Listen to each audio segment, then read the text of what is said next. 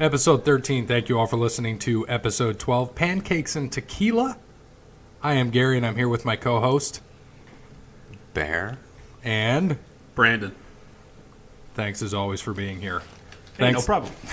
Thanks to Wes Anderson for Moments in Time. Check him out on Wes Anderson Music on Facebook, and give him a follow on Twitter at Wes_Infinite.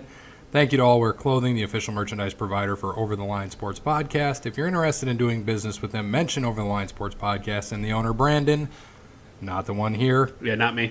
We'll give you a great deal on your clothing needs. Thanks also to Crandall's Quality Lawn Care. Check them out on Facebook at Crandall's Quality Lawn Care. You can also call them at 419-704-5471.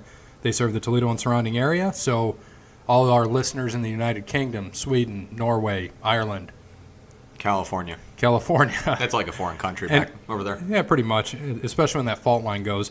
That's going to be a problem. Yeah, those float off into the sea. Then they'll probably connect with Hawaii. You're probably right. So, again, Toledo and surrounding area, Sean will help serve you. Mention Over the Line Sports Podcast, and Sean will give you a discount on services. Also, thank you to Verizon, who is a true technology business partner who helps local businesses deploy technologies that positively impact operations and can increase revenue for their company. At Verizon, we do not wait for the future, we build it. Go to https://solutionslab.vzw.com/contact-me to get in touch with a sales rep in your area in regards to business. Special thanks to Tim and Stephanie at Verizon for all of their support. Next week, this week is just us three again. Next week, we're going to have Jake on to help us preview NBA. And the following week, we're going to have Nick on to help us preview NHL. We were hoping to have Nick next week. It's not going to work out, so we're actually going to preview NBA first and then NHL a week after it starts. So we'll be good to go there. Yeah, special guest 2 weeks in a row. That's pretty impressive. I'm actually proud of us. Actually, I was kind of hoping we were just going to get rid of Brandon, but I guess that works too. Yeah, I think I'm going to stick around for a little bit.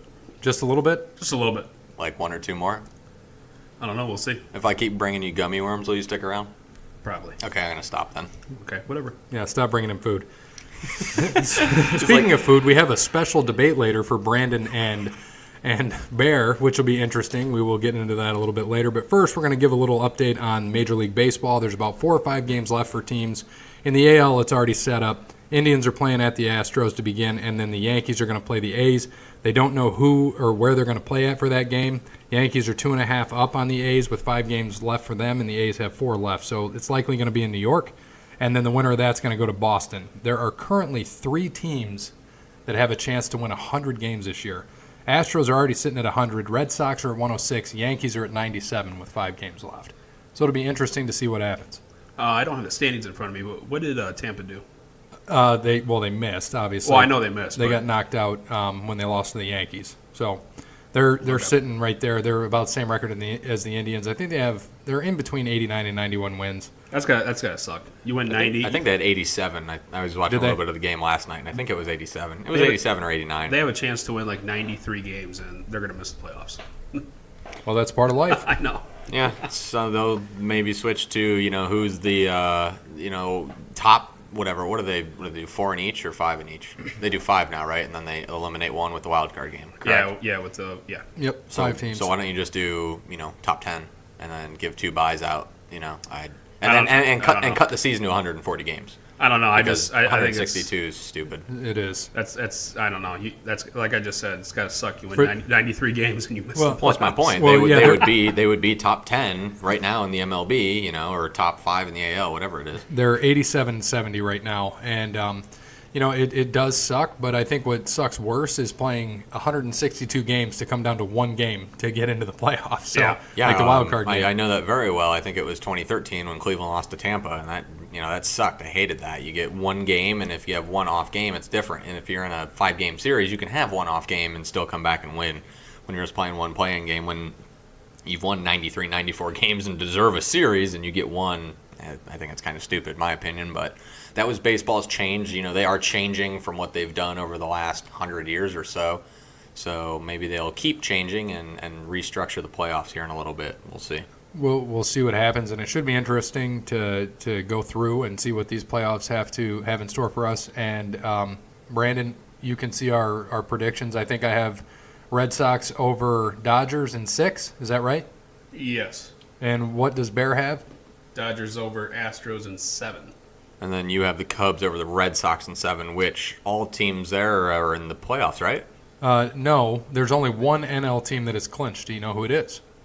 It's Atlanta. St. Louis. Atlanta. Okay. Atlanta is 9.5 games up. Remember when we last updated MLB at like 3 weeks ago, and it was Phillies were 1 game up? Yeah. Yeah. Atlanta just took over. Yeah, Atlanta's 9.5 ahead of Washington. It's not even Philly. Philly just fell apart.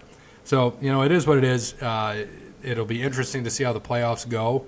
I think Scherzer, didn't he throw 300 Ks? Yeah, I he got that yesterday. Did he get that last night? Yeah, that's pretty awesome. It's a great statistic for him, and we all know he's a great pitcher.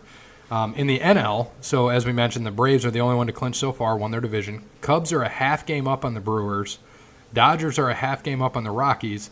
The wild card right now, Milwaukee's 4 games up overall on who would be the 3, so they're 99.9% in. They win 1 game, they're in. Who was that? Milwaukee. Yeah. So they're in regardless, and the same for the Cubs. I mean, they're essentially in. And then the Rockies, they're a half game up on St. Louis for the wild card. So if it ended today, it would be the Braves, the Cubs, the Rockies, and the Dodgers. But the Dodgers are a game up on the Rockies, so one of those 4 are not getting in. Dodgers or Rockies will win their division, of course, and then the other wild card could be whoever that team is or St. Louis. So it'll be interesting to see what happens. Go Dodgers, because if that doesn't happen, we're screwed. Yeah, I know. And you have Dodgers winning, is that right? Yes, I do. Yeah.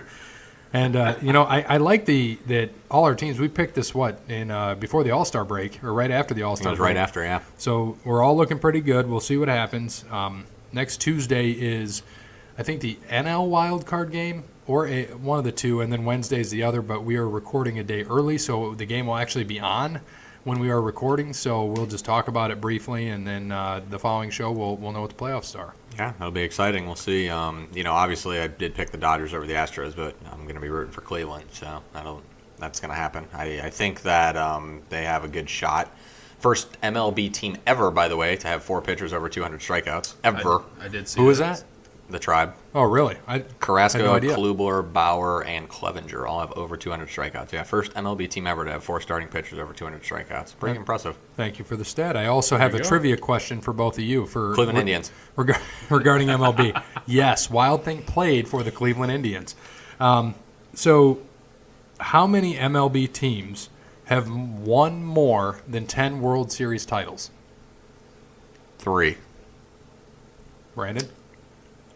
I'm going to say 4. Okay, and if you had to name the 3, who would it be? New York, obviously. The Yankees. Of course. Oh, boy. The Cardinals? And give me one more old one. The Dodgers. Okay. Brandon? I don't think it's. I don't think it is either. I want to say, well, obviously New York, obviously the Cardinals. The Mets? I want to say the Giants, and I want to say. Screw it. I'm going to say Boston. Okay. Ooh. Well, it's They've been winning for 86 years. Yeah, dumb but shit. but you got to remember, baseball's been playing since 1862 or whatever. Oh, so just like Notre Dame, they can't even have enough wins either. so it's still got more wins than you. it's No, you don't. Look it up. Yeah, nah, still got more wins. Look than it you. up. okay. Well, since Stat Guy's not here, can you look at? By the way, Look it up. have we heard from Stat Guy? Ever since they lost those 20 wins for cheating on tests like dirty cheaters that they are, Ohio State has more wins than them. Ohio State No. just got their 900th. No, Okay, sorry. well, Brandon, can you play the role You're- of Stat Guy and figure that out for us? I'm looking Because it up right now.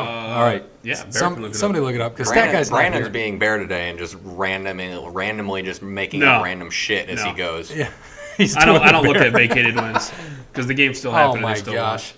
Oh, so the Buckeyes won the 2011 Fiesta Bowl then? Or, yeah, whatever bowl it was? Sugar Bowl. The one that prior they got taken won. off? Oh, against Arkansas? Yeah. Oh, they did. Yeah, because pretty sure Sure. before you said that they didn't. So now that Notre Dame I don't think I did. now that Notre Dame cheated, it's okay for Ohio State to cheat. Yeah, I don't look at Yeah, vacated isn't wins. that funny how that works out? Game doesn't just disappear. I mean, they still played. I know that's my point. Well, one of you guys look that up, and then in the meantime, it's 2. The Yankees have 27 titles. The Cardinals have 11. Okay. And then the A's are actually at 9. So the Oakland Athletics, they are right there at 9. So we're going to go right into, for me, what was the most exciting part of the weekend, that PGA Tour Championship. Bear, I know you were more excited than either one of us. We were all excited, but can you just kind of go into what happened, how awesome it was, what it means for golf, and especially that 18th hole walking up to the green, how much of a spectacle and awesome scene that was for everybody. Well, first of all, finally, Tigers won again, number 80. It was great to watch. I completely stopped watching football on a Sunday, which doesn't happen ever, and there's only one thing I wouldn't watch football on a Sunday for, and that's obviously for Tiger Woods winning a tournament. And not only the fact that he won the tournament, he almost won the whole damn FedEx Cup.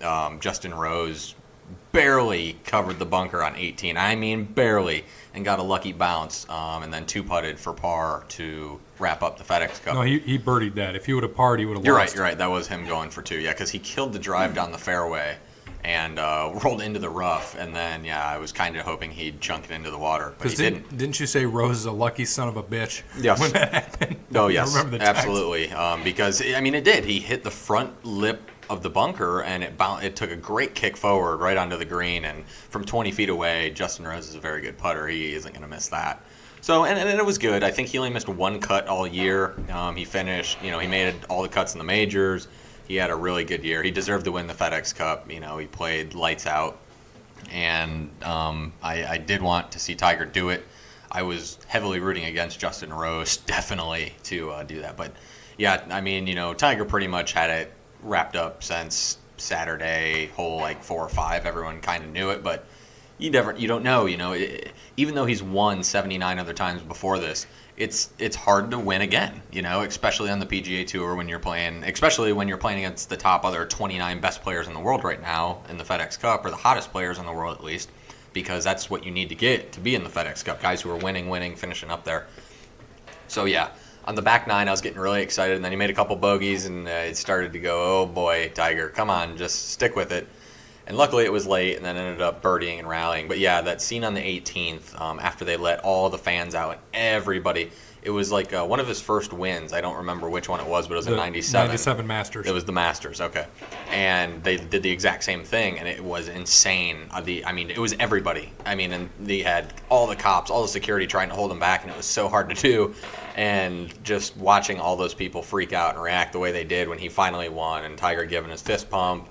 It was awesome. I know that he about shed a tear, and I know I did too. It was really cool. Being 8 years since he's last won, I'm a big Tiger fan. Last one, what? Last win. 2013. Oh yeah, it was 5 years. You're right. It is 2013. He's right. 2013. Okay. But regardless, coming back from everything that he came back from in general, all the stuff with his wife and all the back problems and the DUI and everything, the surgeries. I forgot about the Dewey. Yeah, all of it. The multiple other girlfriends that he's had, Lindsey Vonn. It's nice to just see him back finally and just win again and be there and lift the trophy. Now he's 3 wins away from having the most wins in PGA Tour history. Sam Snead has 82, so he's 2 away from tying that, and that will happen next year at some point. I do think that Tiger probably wins 2 next year. He will be the Masters favorite, just off of current or recency bias, more or less, as he should be. He's been playing very well, obviously, the last 6 weeks. So I do think that he will get those 2 next year. I'm hoping he gets 3. We'll see how it goes. Is the Masters the first event of the year? No. Actually, next year they're kind of rescheduling everything. So they start off in Hawaii, always January, I think. The way they redid the PGA Tour, I think they might start in November, December now. I can't remember exactly what it is. But they do the Hawaii stuff, do these random tournaments every now and then, the little smaller ones. And then usually play Torrey Pines February, and that's kind of when the season starts. The Players is going to be a month early this year. I think the last major is the British in July. They moved up the PGA Championship this year to May, if I'm not mistaken. I'm pretty sure that they've rescheduled. Yeah, no, I think you're right. So it's going to be the Masters, then the PGA, then the U.S. Open, then the British, and that'll be it. Can you explain to me why, with the PGA Championship and then they have the PGA Tour Championship, why the Tour Championship's not a major? Well, they've always said that the Players' Championship is really the 5th major. The Tour Championship was always at the end of the year. That was the big thing before the FedEx Cup, and it was kind of in there also as a major-ish tournament. But it was always just to end the year. And this is obviously is what they're doing now. So it just depends on, how, like you said, the rescheduling of the PGA has been odd lately. I don't know a lot of their reasonings. I have to look more into it. Like you said, I think it's kind of dumb, but I think they wanted to move the PGA up so to give more people a chance at the end of the year to the FedEx Cup, something along those lines. I'd have to really look into it and see exactly why they wanted to do that. And then do we have is the Ryder Cup next weekend? Ryder Cup's this week. This week? Yeah, So they're already in Paris. So you want to talk just a little bit about the Ryder Cup? You have anything on that? Yeah, so they're in Paris, back on European soil. It is a European year this year. In 2 years when they have the Ryder Cup, I think it'll be at Bethpage Black back in the States, which will be fun. But this course I was actually looking up last night as I was doing research because I didn't know anything about it. And there is a lot of water on this course, a lot of greens that don't have slope. I mean, I shouldn't say slope, but it would remind you a lot of the 17th at Sawgrass. That's how their greens look. It's based all around that. And then it looks like in the inner part of the course, there's a lot of hills. The rough looked pretty thick, looked pretty gnarly. The whole, the course is 7,300 yards, which is pretty long. The longer PGA Tour courses are 7,450 to 7,500 yards. That's a big course. So this course is a little bit shorter, but still looked extremely challenging when I was looking at all the holes. I went through hole by hole yesterday just to check it out. It was pretty cool, actually. So it should be a fun tournament. Just a little background on it. For the Ryder Cup, it's the United States versus Europe. And that changed over in 1979. Actually, before that, it was the United States versus Great Britain and Ireland, and the United States absolutely destroyed them. Since 1927 through 1979, I think the Great Britain Ireland team won 3 of 22 events, and then ever since Europe came on, all of Europe's actually been 10-8-1 in those in the year since 1979. So in the Ryder Cup, they do actually have a better record than the United States. This year, I think that the United States team is better. I really do think they're going to win, and we'll give our picks here at the end of it. But just a little bit of the format, they'll play 4 foursomes on 4 4-balls, AM and PM session. What does that mean? So you have 12 players, and you're going to play 2 versus 2 pretty much. You're going to play 2 United States guys versus 2 European guys. In the foursome, you're pretty much playing, they do play their own balls. That's what they all do here. And they take the best score for the team. So, if, let's say, just for example, if Spieth and Justin Thomas are playing together against Sergio and Tommy Fleetwood, and Thomas gets a 4, Sergio gets a 4, Fleetwood gets a 4, and Thomas gets a 3, they're taking the 3. USA is going to win that hole. If they all got 4s, it would just be a push as they go, even. There will be ties in this. There should be ties in this at least. And you get a half point for a tie. You get a full point if your team wins. So they have 4 foursomes in the morning on Friday and Saturday, and then 4 of the 4-balls in the afternoon. Having 12 players, not everyone plays in the morning, and then not everyone plays in the afternoon. So the guys that normally win in the morning go and play in the afternoon with the same team. The guys that lose, they'll bring in the other 4 guys that didn't play, try to make teams that way, or mix them up, mix and match style, more or less. And then Sunday, they have 12. Everyone plays 12 singles. Since it's in Paris, Friday and Saturday, the morning pairing, it starts 2 a.m. to 7 a.m. Our time, Eastern Standard Time here. So that you pretty much aren't going to be able to see any of the morning groupings unless you're going to be up really early. And then the afternoon groupings are 7:40 to 12:40 pretty much. And then Sunday, they start at 5:30 and go to 12:30. And with who's our captain? Jim Furyk? Yes, Furyk is the United States captain. Thomas Bjorn is the European captain. Okay. So with that, so how do you pick a team, or do you pick to win, or do you pick guy? I don't know how this works. Well, and that's what the captains are going to do. So Furyk is our captain for the United States. Because I am an American, Brandon. You can suck on that one. They have 5 vice captains, all decent golfers: David Duval, Zach Johnson, Matt Kuchar, Davis Love III, and Steve Stricker. So they're all out there. They all watch certain matches as they go, and they know who to pair with. The United States, a lot of these guys have played with each other for the longest time, so they do know who is going to be paired up well together. You're probably not going to see Tiger and Phil paired up. Honestly, they've never played well in the Ryder Cup or the President's Cup together. And that's what Furyk said. It's highly unlikely. Very, especially the way Phil's playing now. He's playing really bad golf. It was a great pick a couple months ago, and Phil's a great team player. He's great for the United States, and I wouldn't have anybody else in there, but he has been playing some horrific golf, so don't you probably won't see him a lot out there.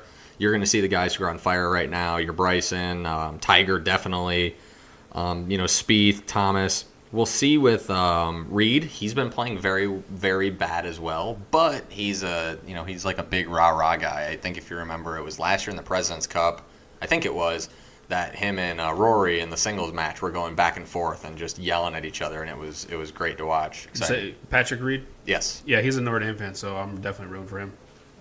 Okay, we're just going to stop this segment now. Brandon ruined it. Completely ruined the entire segment, Yes, he did. as normal. So nobody cares. And actually, if you've seen his wife, she looks like his mom. It's kind of creepy. They did their team dinner tonight, both of them. And I, of course, was trying to look through and see who's got the good looking, see if Brooks's girl was looking at Tiger and trying to undress him with her eyes, sort of thing. But yeah, Reed's wife, yikes. I mean, to each their own. I mean, Buzz's girlfriend, woof. Kind of like that sort of thing. She probably went to Notre Dame. That's the problem. But Yeah, I've never seen an attractive girl come out of Notre Dame. so what? You've never been to Notre Dame. Oh gosh. Okay, name some. Don't worry, I'll wait. Da, da, da, da, I don't know. What do you That's want me? What do you want me to? I don't that's know what what you want me to say. That's He what I just said thought. it was a pretty straightforward question. Name an attractive woman to come from Notre Dame. Skylar Diggins. Boom. Mic drop. Thank you. Okay, I do like Skylar. I'll give you that, but that's it. That's all you have. You literally have one.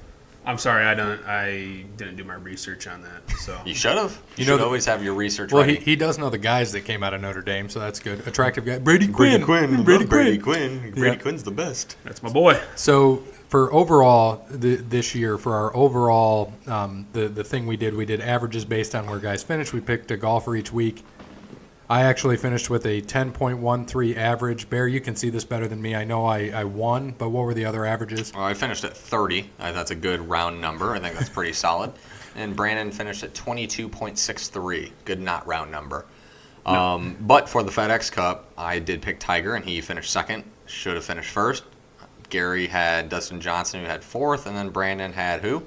Kopika? Kopika. And There we he go, ended up finishing ninth. So we did pretty well with our FedEx Cup picks, and we did we pick those right before the playoffs started, right? Yeah, we did. Yeah. Okay. Yeah, good. So I think we did well. No one took Rose, but It was funny. I remember you were saying in last week's episode, my guy is out. I'm like, no, he has a shot. And then we ran down how he did. And he had it up until the last hole when he did. Rose just bombed both of those shots to get up there. It was unbelievable. I didn't think that he would choke the way he did, and he was just choking. It was like, oh my goodness, Rose, he's really going to let this happen? And then, yeah, And like I said, just one lucky shot. I do give him credit, though. He's like, he didn't get much speaking time. It all went to Tiger. But he did say, he's like, I know I spoiled you guys, or spoiled everything here for everybody because everybody wanted Tiger to win. But he's like, sorry. And, he's got $10 million. Hell yeah, for $10 million, I wouldn't let Tiger win either. Isn't it in an annuity, though? No, it's not like it matters. No, but- it used to be, I think. Oh, okay. That's how they said Tiger did it. The first year, whatever they did, it was put in an IRA or something, and it was invested over time, sort of thing. Not that guys that have that much money need $10 more million invested when they already have $100 million invested.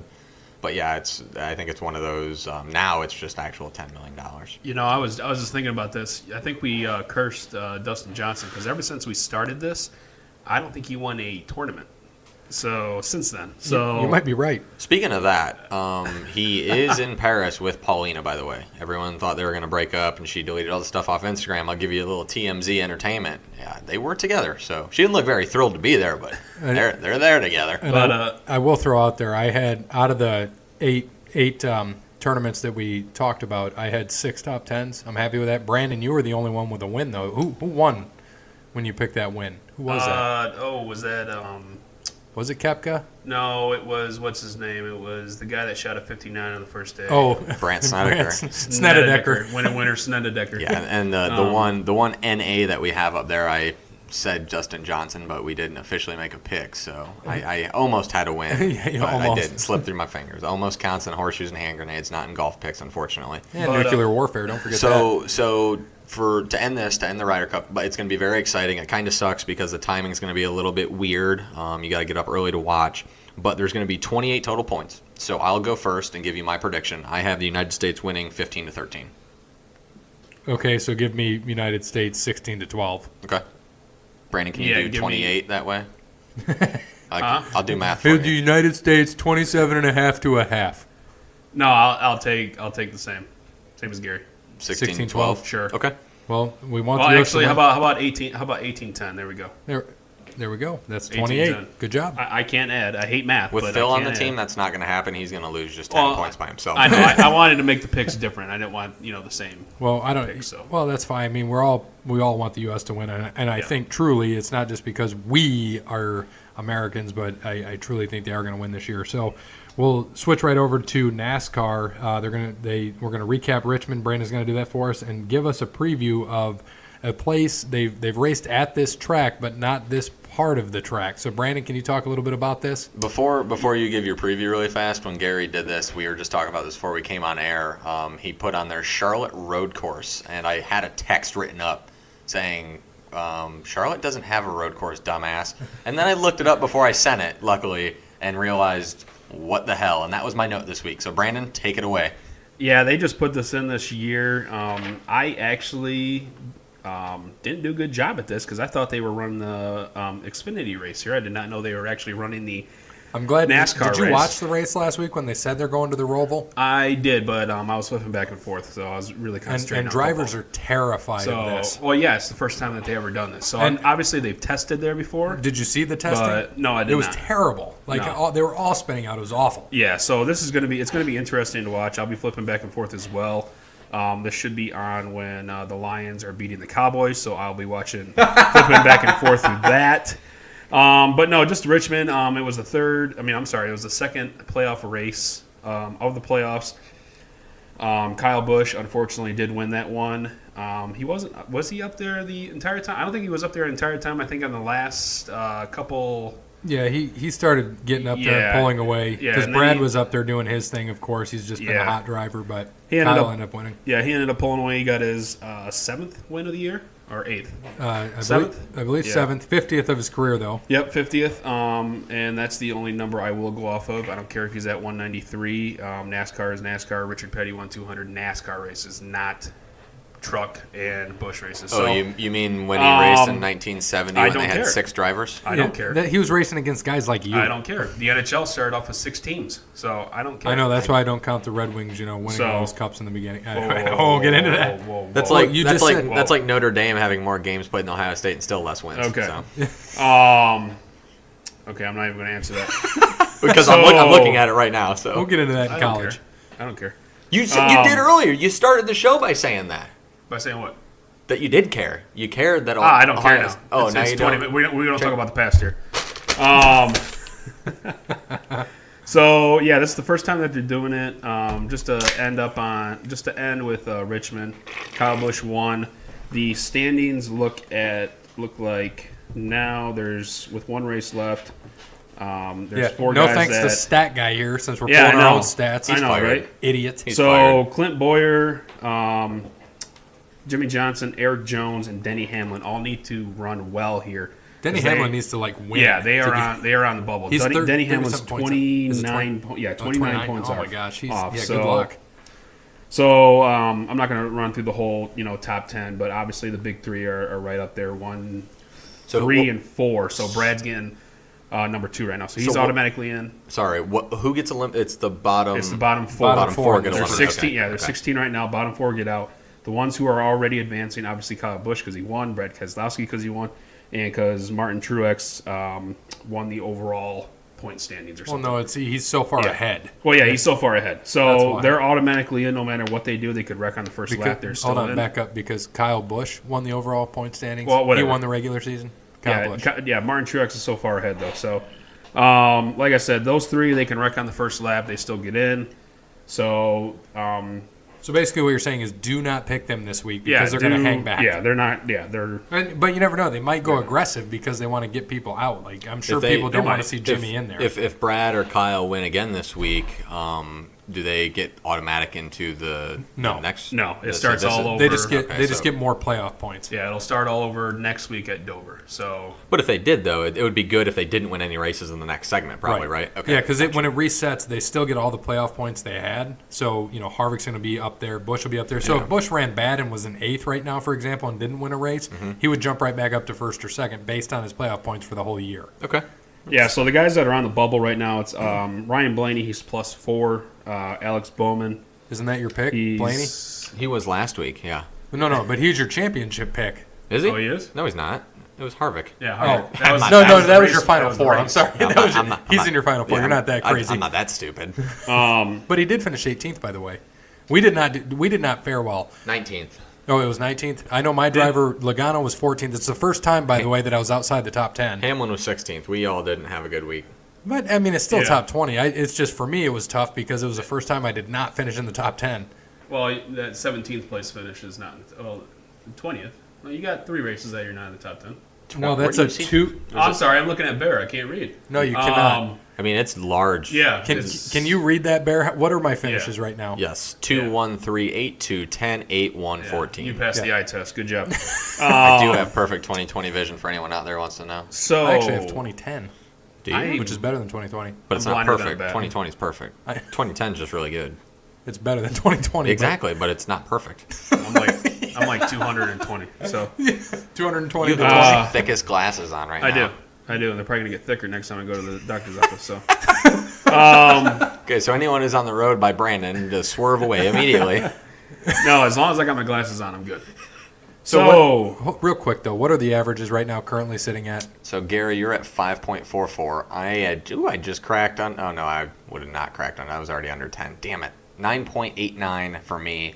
You actually dropped back. Yeah, I because would you have dropped back, 19th. finished 19th.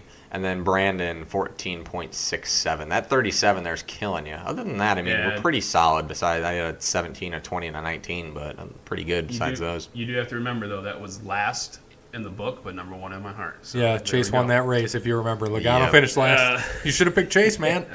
Then he would have finished last. Logano would have won. How about this? You want to get to our picks? Are you taking? Did you take Chase already? Not yet. No, so far, Gary, you've taken Keslow and Logano. I have taken Kyle Busch and Ryan Blaney, and Brandon has taken Kurt Busch and Denny Hamlin. Okay. Okay, well I'm going to start off right now. I have I think Chase we have, Elliott. we have the same pick. I also have Chase Elliott. He doesn't need to win to get in, but he needs to run up there and He needs consistent he needs to a stay nice there. he needs a nice And that- top 15, maybe top 20, maybe a stage win. And that's why I'm taking him because he does run well on road courses. Yeah. He won. His win was at the Glen, right? Yep. Yeah, road And, course. and so. he was top 5, I believe, at Sonoma. So Yep. I'm looking for a good run out of him this week. I don't have a sneaky pick for this week. This is the first ever race here. Sneaky pick, Richard Petty. Yeah, this is the first ever race here, so I'm not sure how this is even going to go. Like I said, I thought they were running on the oval, but they're running on the Roval. Yeah. So Roval. I wanted to be weird and go off the wall this week and try not to pick somebody in the playoffs. And a guy who always does well on normally does well on road courses is Allmendinger, but I decided against that. You might want to be careful because he just lost his job for next year. I know. he did. Well, and that's what I'm saying though. That'd be a guy to No, he's- pick because he's got a race. Yeah, he's got a race. He's got a race for a he's job. auditioning. But he seems like anytime I ever think about picking him or I pick him in DraftKings or anything, he wrecks. So I am going to avoid that. I'm going to take a guy who is below the bubble and who needs Denny Hamlin for sure this week. That was the other one I was going with. I think he'll finish top 5. So Well, he I needs don't. that win. I hope for you and for him. I like to see him in there. I hope he wins. Anybody but Jimmy Johnson. I think he's a complainer, to be honest with you. Jimmy at least doesn't complain. He just wins a lot. That's why no one really likes him. Hamlin complains a lot. So Well, so does Kyle Busch. I still like him a lot. yeah, but he doesn't really complain. He just is he kind of more of a badass than anything, I think. So he's like you. Hamlin He's Hamlin an complains. asshole to people. Yeah, and I like that. Hamlin just he just complains. I almost just dropped the F-bomb right there, and I held against it. And it was good for me. Yeah, you would have been the first one. I would have, and we wouldn't have bleeped it out. I'm just saying that, but I held back. I'm getting more mature in my ripe old age. So yeah, give me Hamlin this we'll week. see here in about like 2 minutes. All right. Well, speaking of which, since we're just going to jump right into our special segments, so we're going to have 2 special segments today. I'm not going to get to the second one yet. It is in relation to food. The first one, they wanted me to pull this one away. I didn't tell them what it was, and they'll understand now why I did not pull it away. I want you guys to talk about the Cowboys and the Lions. They play this weekend. This is why I did not pull it off. So whoever wants the floor, I think you went first last week, Brandon. So, Bear, you can take the floor this week. Wait, I'm confused. You said this was related to food. How does this Oh relate? my no, gosh. this Did is the you next listen? one. Do you listen? Oh, I said there's no. 2. The second one will be about food. The Oh, first I one, thought you said they both are about food. So I I'm wasn't. Like, what? I can't. Yes, that's why I couldn't pull it away. It's about food. No, I couldn't pull it away Cowboys because eat Lions. Cowboys and Lions Okay. play this week, and that's why I didn't push it to next week because I want you guys. Bear and I are Cowboys fans. You are a Lions I fan. mean, Let's talk about it. Bear goes first. No, I'll give him the floor. Okay. I'll give you the floor. I'll give you the floor, but Honestly, I'm going to be dead serious with you, Gary. This would be a good thing if it was like week 12 or 13. I have no idea at all what to expect from this game. Zero. I mean, the Cowboys looked like absolute garbage week 1 on the road. They looked great at home against the Giants. They looked like absolute garbage last week in Seattle. I mean, trash last week. So I don't know. I mean, I think that last week is about as low as it goes. The Lions looked like garbage against the Jets, garbage against the Niners, and they came back at the end of that. They looked very bad in the first half. Stafford put up a lot of junk. If you actually look at the stats, I saw this somewhere. When the game was more out of reach, he ended up going like 245, 2 touchdowns and no picks to get him close in that game. And then they go and they beat the Patriots. I do think the Patriots aren't as good as what people think. They're missing a few defensive pieces. They're missing someone on the offensive line. Detroit was missing Ziggy Ansah. They did play a really good game. Stafford played a good game, more or less, and that's what they need to do to compete. And Stafford has dominated in Dallas. He's from Dallas, so he always has, his family's always a lot of family there. So I know you want me to argue against Brandon on this one, but I still don't know if I'm even going to take the Cowboys to win this week right now. Yeah, I don't It's either. nerve-wracking. and I totally feel the same way. I don't know what to expect either. To go off your Stafford of what you were saying, that's why he has a lot of comeback wins or whatnot because they're always playing from behind. So he's always throwing for like 200 yards in the fourth quarter or something. So I don't know what to expect either during this game. I really don't. I think if the Cowboys want to win, they need to feed Zeke. I think they will. They haven't given him the ball more than 18 times this year in the 3 games. I think they need to give him the ball at least 25, no less. They should if they wanna always win. do that. Always. They should always do that. The other big glaring thing, and I know I'm interrupting you, is that Dak hasn't thrown for over 200 yards in a few games, or maybe 5 or 6 games. I don't know. So I have a feeling that they're going to push to be throwing a lot of small screens, short screens, stuff to Tavon Austin. They're going to try to confuse. They're going to get Dak hot. I think that's what they want to do. Short slants. That's what they run a lot. And then that'll open up the game for Zeke. Yeah, they're going to dink and dunk down the field. They're going to hand the ball off. They're going to open up that play action. But I think I saw an eerie stat that Dak's stats are related to Brock Osweiler in like the last 13 games. Yeah, last 12 games. Yeah. So that was kind of scary.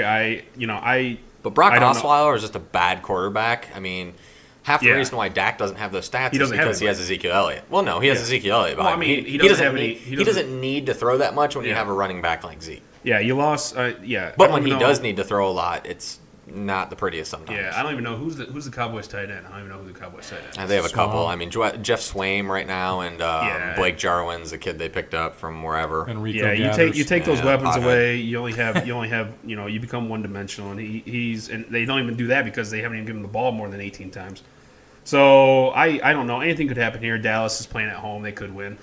I don't know. The Lions, they need to put 4 consistent quarters together. They can't be playing crap in the first half and then trying to come back in the second half.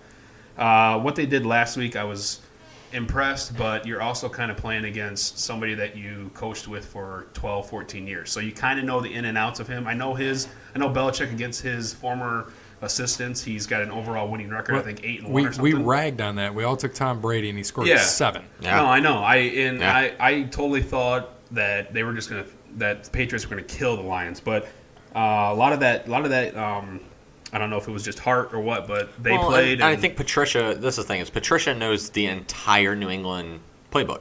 Yeah. Belichick only knows Patricia's defense. He doesn't know what the offense. I mean, he knows Stafford. He knows what, but he doesn't know Jim Bob Cooter. He doesn't know what he's going to throw out there. So that's, I think, another reason why, that Lions defense without Ziggy Ansah shut down, Brady, and they got pressure on him, and it shows, one, how bad New England's offensive line is because it is bad, and two, I do think that I still don't think the Patriots are that good. I don't. I think they're going to get beat by Miami this week. I really do. It's going to be really close. I don't think I'm going to pick them because I'm a big sissy.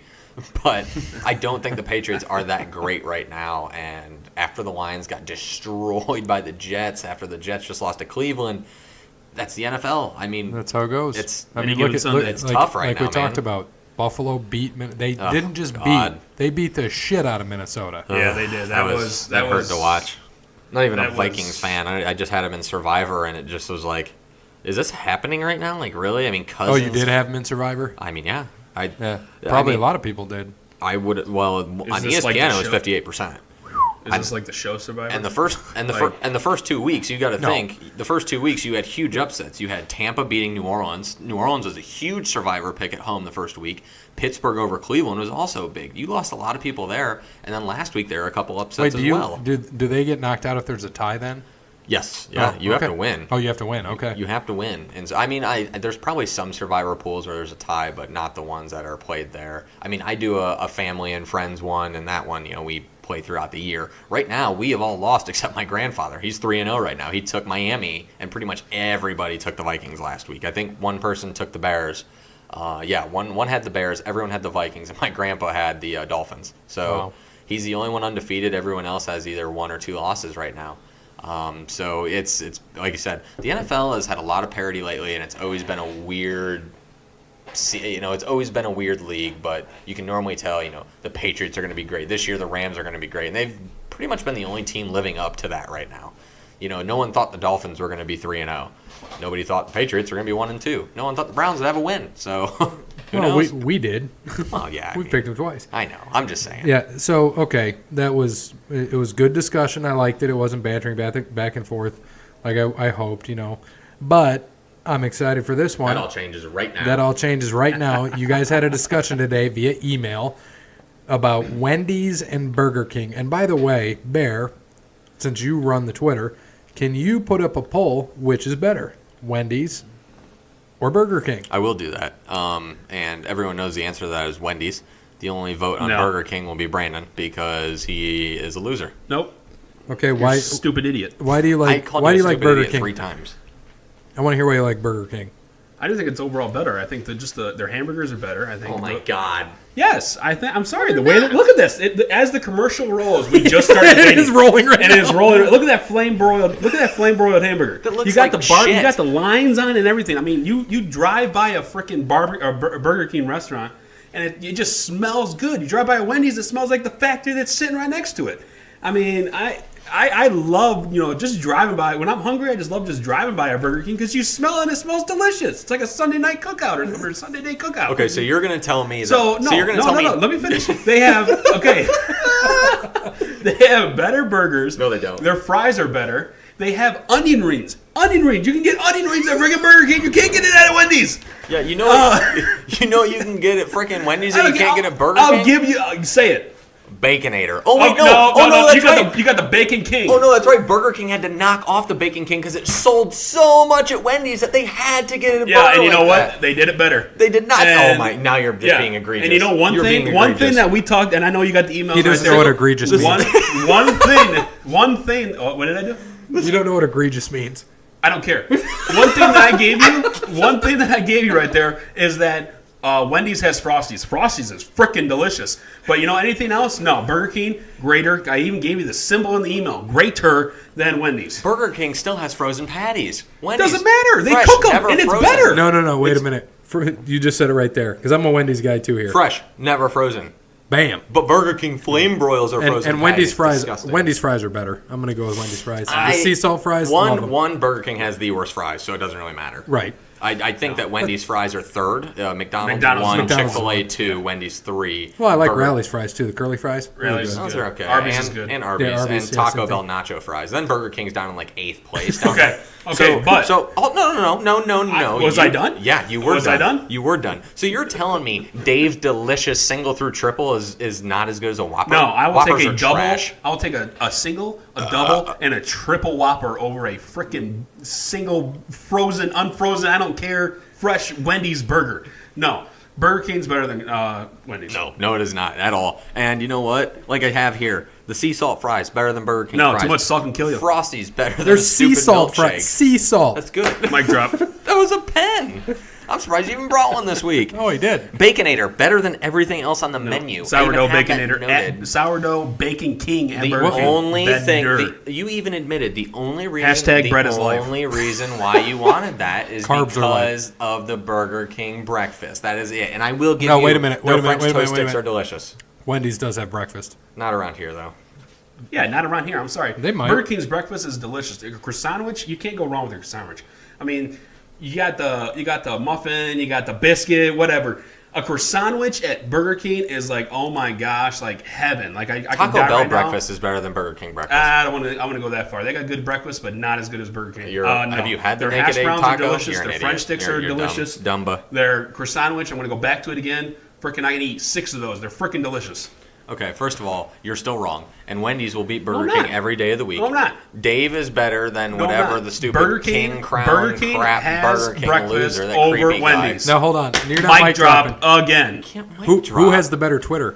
Wendy's by far. But I don't even think Burger King knows how to spell Twitter. They're Canadian. I don't know. And then on top of everything else, who? Burger King? Yeah. So wait, you like a foreign food? Hey, sorry. Wow. Well, you don't support Dave Thomas from Ohio, by the way. I know he's from Ohio. Kudos to you. You are just I know- killing well- the Ohio economy. Good job. No, I'm not. Good job. Why, No, I'm not. My favorite restaurant's Bob Evans. Why don't you go live in South Bend, you loser? No. And then on the Bob last Evans thing, from Ohio. as I have Best the email restaurant. chain right here, Go for it. you had to even copy and paste the No. Billy Madison quote. No, I didn't. Gary, No, I didn't. You're going to look over this and Nope. tell me that Your this- eyes are deceiving you. Look through Your all his eyes emails and are tell me that the deceiving you. font is not different And I because he changed copy it. and pasted. I You- changed it up a little bit. 'Cause Gary, you know be the what? mediator. You're You guys- actually you guys actually right. Keep arguing. I'm going to look Be- this be- over. be- the mediator, please. No, because that's actually right. That's actually right. Okay. Brandon, Say it. AYA, Integrated Social Studies major, History minor. I didn't say where you go to school. I think everyone knows that. Spoken up or whatever the hell they say. What are they? Pucker up. Ziggy Ziggy Zumba. Falcon. I said Falcon. I don't know. What is it? I thought you said pucker up. Well, they are going to pucker up when they're kissing UT's ass after they're running all over them. That is true. Yeah, I don't know about that. I don't care. You're All right. wrong. What are we even talking about anymore? You're wrong. No. Listen. Did I you just look gotta, at hold on. that I didn't look perfect? at that. Hold on. The first thing I see. Thank you. Now say that again, but slower. That's why BK is greater than Wendy's. Yeah, that's all because I said, yeah, they have breakfast if that's Exactly. the only reason You, why. you called him Gilbert. I said, listen here, Gilbert. BK fries and onion rings are greater than sea salt fries. Too much salt can kill you. And by the way, you didn't use the right form of two, since I'm going to grammatically correct you. Oh my gosh. He's Oh, he's special not at- going to be an English teacher. He's going to be a history teacher. Lastly, If that. I'm not going to go into this, but BK has delicious breakfast. Boom, mic drop. Exactly. And that's all he's had the entire time. But look at the font compared to the first font. And read that quote, please, because it relates to everything that we were just talking about. Which quote? Oh, the one His- where it's his really Billy small. Madison Yeah, you quote. changed your font. Yeah, because he copy and pasted. No, I What you didn't. ju- I what? actually had to look and write. No, you didn't look and right. You copy and pasted. No, I didn't, because if I copied and pasted, I had font, to change it. The font is different. The font's different. Yeah, I know. Yeah, what you had to change your font after that? No, you had No, to. You I- copy you and copy pasted and pasted. because I did that's not. what your font is, and then your standard font No, is I wrote every it other in. email you wrote. I'm not going to lie, I didn't copy it. Yeah. I didn't copy and paste. I had So to you write plagiarized in college. it in. It's a movie script. Well, you plagiarized a movie. Did I you didn't- cite your I sources? didn't see a site on there. I did not either. So what you just said is one of the most insanely idiotic things I have ever heard. At no point in your rambling, incoherent response were you even close to anything that could be considered a rational thought. Everyone in this email is now dumber for having to listen to it. I award you no points, and may God have mercy on your soul. Now, there's only Exactly. 2 people in this email. I just want to put that there. And Exactly, all and I he am changed dumber. The whole quote is email. That's And it. I am dumber just for listening to your rant about how Wendy's is better than Burger King. Burger King is better. If I ever catch you with a Baconator in your hand, I'm going to slap the shit out of you. Nope. I want you to know that. I will. No, you only go to Wendy's because it's I it's love right that- next to you. You I can get l- outside your bubble Hold on. and actually go to a Burger King. Burger King is closer than Wendy's. I love that the header is "You suck." That's how we start. Is that no? How did it start? Go, turn to the first page. Is this- all this- the way to the back? No, that's. Oh, yeah. my bad. Oh, it's you. That's weird how you stapled it together back to forward. Yeah. Oh, okay. So Shouldn't you be learning? Oh my God! Did you cut a promo on his ass yet? Which we'll get into on the wrestling show. The wrestling show on Saturday. Bear is going to cut a promo on Jason since he took forever to get us what we needed as we try to prep and have enough time to prepare for these things. So thank you for getting it to us late. I do like the topics, but I'm just going to be the deciding vote here. Oh, I know you're going to pick Wendy's. That's fine. Wendy's. There you go. And I won't say anything else. So we can go into the next topic. Good debate there. I like it. You know, Saturday when we record our wrestling show, I'm definitely going to have some Burger King breakfast here for you. Can you bring me some Just French so you can toast sticks? smell it. Can you bring me some French toast sticks? I will. All right, thanks. All right. There you go. Burger King's better.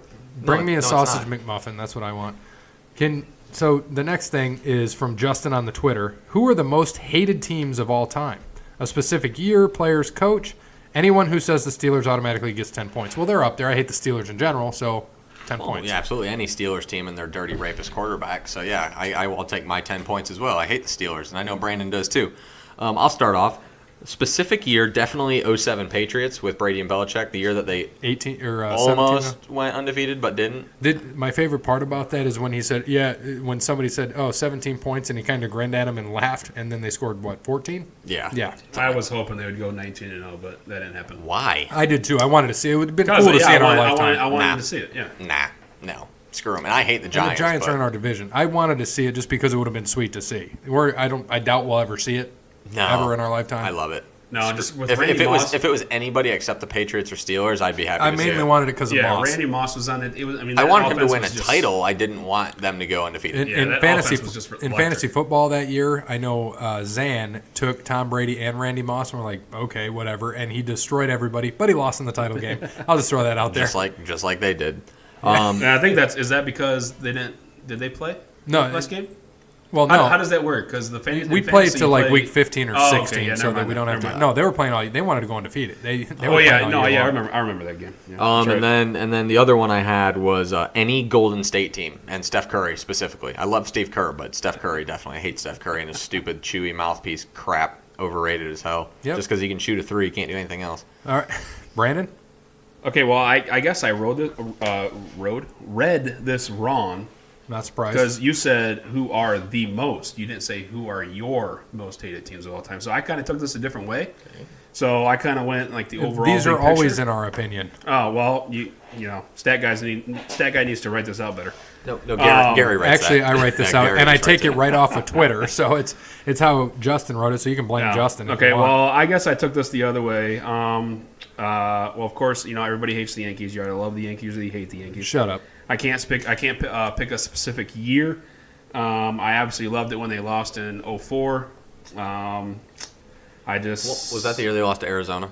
No, that's the No, year. that's Boston. What was the year they lost to Arizona? 2001. 2001. Yeah, After that was my favorite. that was your favorite. Yeah. That was after September 11th. That's when people actually cared about the Yankees. I and just wanted to like see I them just win. like Randy Johnson and Kurt Schilling. They Then were Yeah. Luis awesome. Gonzalez They were hits good. that liner right up the middle and Yep. they win the game. God, Craig Counsell Um, scored. I hate Yeah, you where both. did he go to Just school? move on. Yeah, If you Notre say Dame, Notre- baby. Oh my gosh. All right. on. All right. So of course the Cowboys. You either love the Cowboys or you hate the Cowboys. This can go with Notre Dame. Are you too. going to go with the either Penguins too? You throwing You them either in love. there? No, I actually did not pick the Penguins. You either love Notre Dame or you hate Notre Dame. If I have to pick a specific team that people hated or loved that I kind of liked, is the Bad Boys, the Pistons back in the late 80s, early 90s. Yep.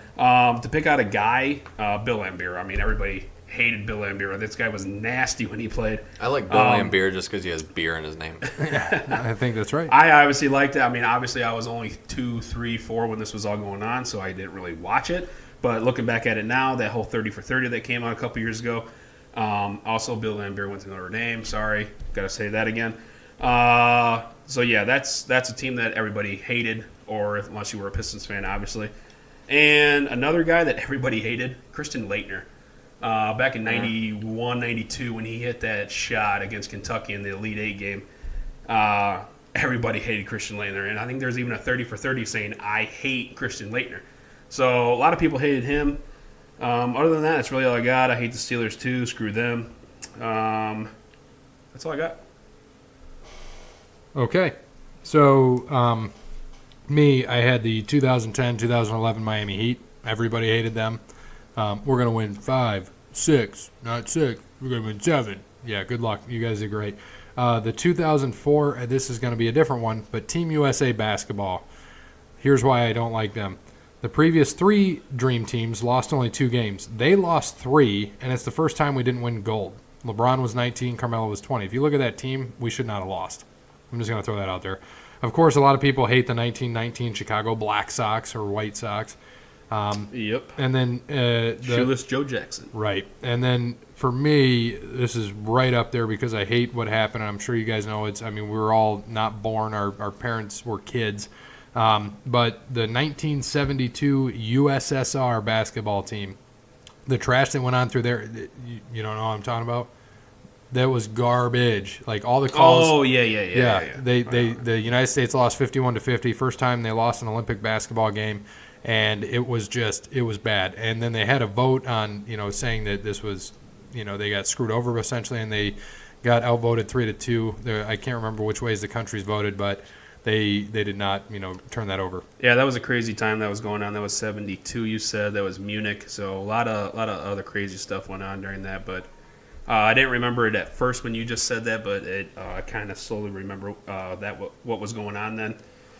So, yeah, that's a good one. So good topic, Justin. Thank you for that. We're going to get into some college football things here. I have a few items I didn't tell you guys about. Can you just quickly, this happened today, Kelly Bryant, the former Clemson starting quarterback, was benched, and now he said he's transferring. What are your thoughts? I thought he got hurt. I thought that's why Trevor Lawrence went in last game. I guess I was mistaken. I think I saw today that he wants more of a pro style where he can go behind center. And stuff like that. You get in that spread offense. They're kind of slowly running the spread in the NFL, but you want to get to the NFL, you got to be able to get behind center and run the pro style offense. But I don't know where he'll go. I would love to. Well, no, I've been thinking about somebody else. I don't know where he'll go. It's going to be interesting. I think Jalen Hurts is going to be another guy that's going to transfer. I'd love to see Jalen Hurts go to Auburn. I think that would be hilarious. But why? They have Stidham. I think Stidham's done after this year, isn't he? So? Okay, so if Jalen goes the whole point though is him to Auburn, then that position will be open. But the whole point is for him not to. That makes no sense. Why? He wants to play now. That's why Kelly Bryant's transferring. He wants to play now. I'm talking about Jalen Hurts. But hold on, question for I know you're talking about Jalen Hurts. He wants to play now. Why would he transfer? Because he's not going to play. Tua's going to play. Oh my God, he's not getting this. He's not getting this. Hurts won't transfer now because he wants to play. You just said I think he'll transfer. Specify. Do you think he'll transfer at the end of the year? You want him to transfer now? If he plays, he has to sit out next year because he won't be able to redshirt. Okay, so you did not specify. If he wants to transfer we are talking now, about Kelly Bryant transferring and I now. brought up another guy. You stupid idiot. Yeah, we're talking about guys transferring now, and you just said Jalen Hurts. Specify. Yeah, exactly. Oh my God. I think I'm just gonna go. This is great. I'm just gonna sit back, continue to sit back. Dumbest thing I've ever heard. Well, no. So this went out today. We don't know where he's gonna go. He didn't say anybody. He didn't list out teams that he wants to go to. So we'll see where he goes. If Jalen Hurts wants to transfer now, I would love to see him go to Auburn. Bear, yes. Stupid idiot. You just made the list. You don't even have a list. I got it right here. I'll drop the mic again. Actually, I'm not gonna lie. I probably gave you that pen because you couldn't supply your own. I got this from from work. 4 work. weeks, I had to give you a pen. No, I got this from work. Oh, so stealing from the job, huh? It's free.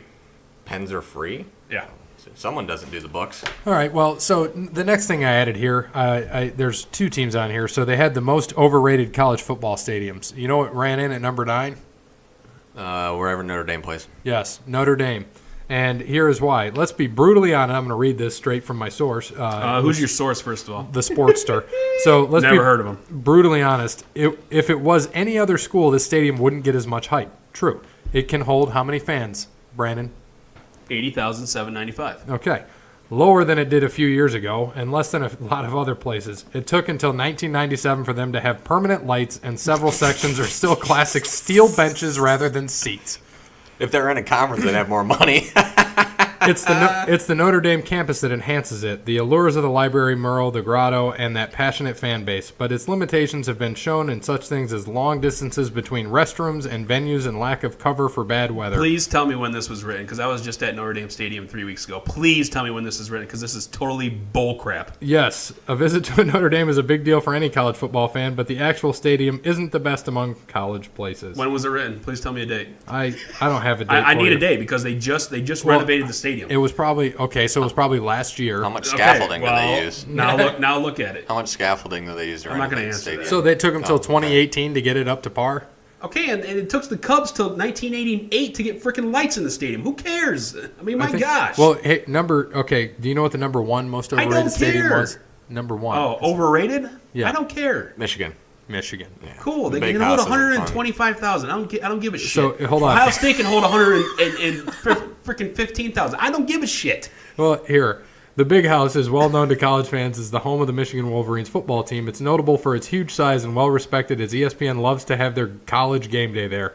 The place is huge with more than 100,000 people able to be packed in and is very passionate base. The problem is the facilities aren't appropriate for the stadium size and the renovations in 2010 didn't exactly win over fans. And there's a serious lack of wheelchair accessible areas and the lights are more of a distraction at night games. So I found that funny.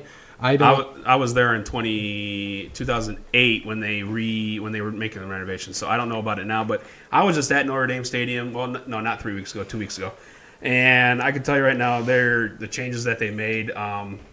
I can tell that article is old. Actually, it was 3 weeks ago. Was it 3 weeks? I don't know. I was there this season, so No, it was 2 weeks Well, ago. sorry, yeah. So it was written last year, but So- still. So they made some renovations. Congratulations. Was it for? There's not a bad seat in the Are house. they a You look Catholic at- school? First of all, you look at the horseshoe. Are they a Catholic school? Yes. Okay. First of all, you look at the horseshoe. There's poles. I haven't even So been to that stadium. There's Why are poles you in bringing? there. Why are you bringing up Ohio State? We're not talking about Ohio State. You We're sit talking at about Notre Dame Dame. Stadium. There's not a They were bad one of seat the in the best. house. There's not a bad seat in the house. I've sat everywhere in that stadium. You can see Everywhere everything. you've sat in all 80,000 seats. Yes, I have. Yes, I have. I highly doubt So, that. And I mean- you just admitted you've never been to the horseshoe. So how the hell do you know what goes on there? You don't. Because I've so don't because speak I- of it. because I've Don't seen speak it of on- I've it. seen it Don't on speak TV. of it. You've never sat there. And you've never Don't been to speak Notre Dame of it. Stadium. And I never would. I didn't So, say I anything. mean- I didn't say anything. You can read this article about how their seats are terrible. I didn't even read it. I don't care. You're acting like I You're wrote listening the to article. it. Yeah, you're listening to it because I know that you So want to are agree you. with that stupid article. I didn't agree with anything. I've Okay. never been there. I've been to Ann Arbor. That stadium sucks. Yeah, I can agree with Giant toilet. It is. that. So I mean, I didn't say one word and you're attacking me right now, and it's hilarious. Well, and it's because it's always attack Notre Dame because of this. Notre Dame Stadium is freaking amazing. we attack Notre Dame because of Okay. you. yeah. You go there It's and there's not because a of you. bad seat in the house. The restrooms are in The seat. in walk whatever. They're close. The concession stands. There's close concession stands. There's wheelchair accessibility everywhere. There's a huge there's- huge restroom right in the middle of that stadium. It where the doesn't. grass No, is. it doesn't matter. That article is stupid, and I don't care who wrote it. He can call me up and get me on the Twitter. I don't give a shit. That article was terrible. Can we that find review out was who wrote terrible. that? I want to Yeah, see that because seriously. I'm going to tweet him. All right. Yeah, So because Notre Dame Stadium. If you've ever been there, if you haven't, don't talk about it. no one cares. And You just talked about Ohio State. yeah, so have it I'm both happy. ways. You guys have had like 4 arguments today. I love this. And see, Brandon, I was so happy. Last week I felt was the first time that he came out of that shell, and he is now here, and he is here to stay. Jason did tell me that it sounded like he was going to cry and walk out on the last one, so I should be nicer to him. So that means I'm going to be even less nice. Okay, perfect. I don't remember that. Well, okay. so we're going to recap. Wait till he sees this one. Yeah, college 4 picks. So college 4. Week 4 picks from college football. Sorry, guys. So I actually went 8-3-1. I won that week. I was happy, and it put me back to 500. 22-22-1. Bear and Brandon were both 7-4-1. Bear's now sitting at 29-15-1. So if you're betting with Bear, you almost doubled your money. Or Brandon. And Brandon's Pretty doing good, well too. 27-17-1. Only 2 behind me. So let's get right into the picks. So week number 1. Hold on a second. Go ahead. Before we start, last week, the Georgia game was the push. Georgia Missouri was our push. Penn State Illinois, terrible beat. absolutely terrible beat. Penn State scored 35 points in the fourth quarter to cover that game. They were losing midway through the third. I thought it. I looked at that. I'm like, and they well, covered that was 28. That's insane. I was happy. It was a little bit disappointing. Brandon finally lost on Notre Dame. I've been picking them all year, and there was no way I was not going Hey, Brandon, to. can you please tell me this, though? Was it because of that backup quarterback electrified that offense? Speaking of people who are going to transfer, Wimbush, he's gone. He gone. He kind of electrified that offense. Also, Wake Forest's pass defense was one of the worst in the nation. So, But you took Wake Forest in the points. yeah, because Notre Dame, just like I said, and I'm wrong again. Notre Dame does not blow out people. Except Except this past week. Yeah, except for this. But the past only week. one, the big shocker of the week, Oklahoma going to overtime with Army. Oh, gosh. Wow. And I almost took Army, and I wish I would have. Nobody took Army, did they? No. They must be and- terrible because they played that academy, huh? They must be terrible. Oh, God. Just stop. Does Notre Dame play Army this year, or they play the Marines? They probably play the Air Force Reserves this year, don't they? No, they play the Coast Guard. You're an idiot. So, I know, They don't funny. play Army, they play Navy. It was funny when Navy played Ohio State back in a couple years ago, and Ohio Didn't Ohio State State beat won them by 30. 8? No, you beat them 31-27. You almost lost to them. It came down to an onside kick. So Okay, and keep on ragging on the academies. did they win? When was the last time Notre Dame was relevant? Oh, yeah, I don't remember either. When was the last time Ohio State lost to Notre Dame? Yeah, I don't remember that either. So Okay. keep talking. Okay. That's it. You got Stop nothing. talking about the past. Okay, we'll talk about the future. Who has more wins right now, Ohio State or Notre Dame? Ohio State? No, they're the same. But I just want to see what Brandon was going to say to that. Dang. No, Notre Dame won. Well, not Notre after Dame this. has Not wins. after this week. All right, so let's get right into the picks. Louisiana Lafayette at Alabama, 48 points. Alabama's going to win 52-10. So you're taking Lafayette in the points.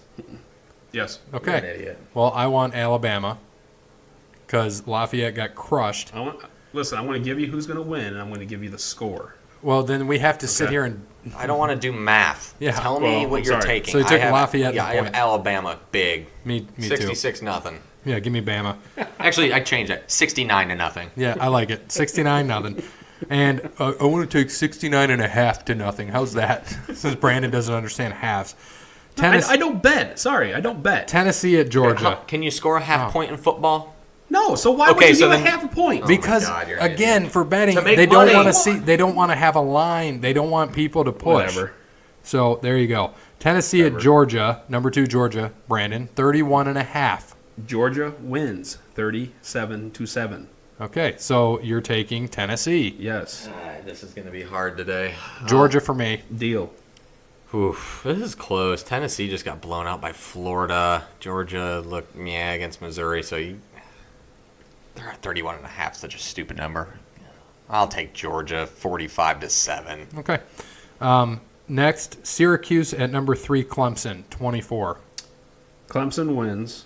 Syracuse covers 31-20. Okay. I also have Syracuse. Is that good?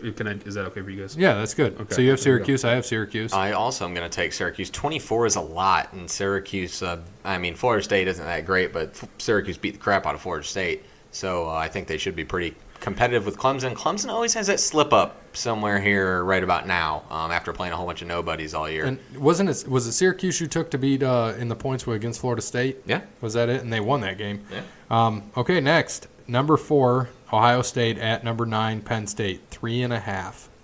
Okay, well, I don't know how to clarify this, but Penn State wins 27-24. So you got Penn State. Yes. I got Ohio State. I think they'll win by more than 3.5. Without Bosa it's going to be rough. He's out still? Yes. He's going to be out till November. They November. said he got surgery. Yeah, he I had did not surgery. see that, no. Which I hate to say that it's good. It's not. It's never good to see someone get hurt, but I think this means he comes back for his senior year, which would be nice. I don't think he'll go to the NFL. I don't. I don't know. You guys still got the top. You guys got one of the best defensive lines in the nation. They do, so- and some guys stepped up last week, but they still struggled. They're still giving up big plays, and McSorley is going to be good with that. The thing is that last year they played in Ohio State, and they shut down Barkley, and McSorley had nobody else. This year, with pretty much the same defense besides Denzel Ward and no Barkley, I don't know where Penn State's going to get their offense from. Like I said, Penn State, even though they scored 35 straight last week, looked like crap against Illinois. They almost lost to Appalachian State at home. and then they blew out everybody else. Yeah, but they played nobody. They played Eastern or something Yeah. like that. Yeah. I'm not really worried about the MAC teams here. So I'm going to go with Ohio State by 7. I'm going to see what this line does closer to game time. If it stays at 3.5, I might put a little bit of money on Penn State because I could see Ohio State winning by 3. It opened at 4. Yeah, and I want to see if it goes down any more. I'm going to take Ohio State, but if it stays here at 3.5, it's probably going to be just a full avoid, more or less. I don't like betting when I'm invested. Last year, after Penn State beat them in Penn State 2 years ago, I knew it was, I think Ohio State was like a 1-point favorite or something like that, and I put a lot of money on them. They won by 2, I think, or 3. It was an odd score last year. So I'm gonna take Ohio State by 7, 27-20.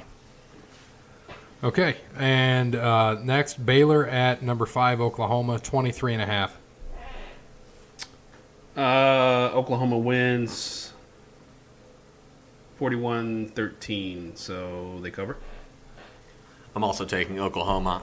After a couple scares the last few weeks, I think they're going to beat the living shit out of Baylor at home. I have Oklahoma as well. So we're still in line, Bear, with all our picks so far.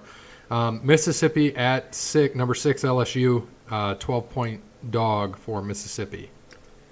Yeah, LSU's not. I mean, Mississippi's not that good. LSU's at home. They will cover 27-6. Didn't Bama score like 35 points on them in like 6 minutes? Yeah, they Yes.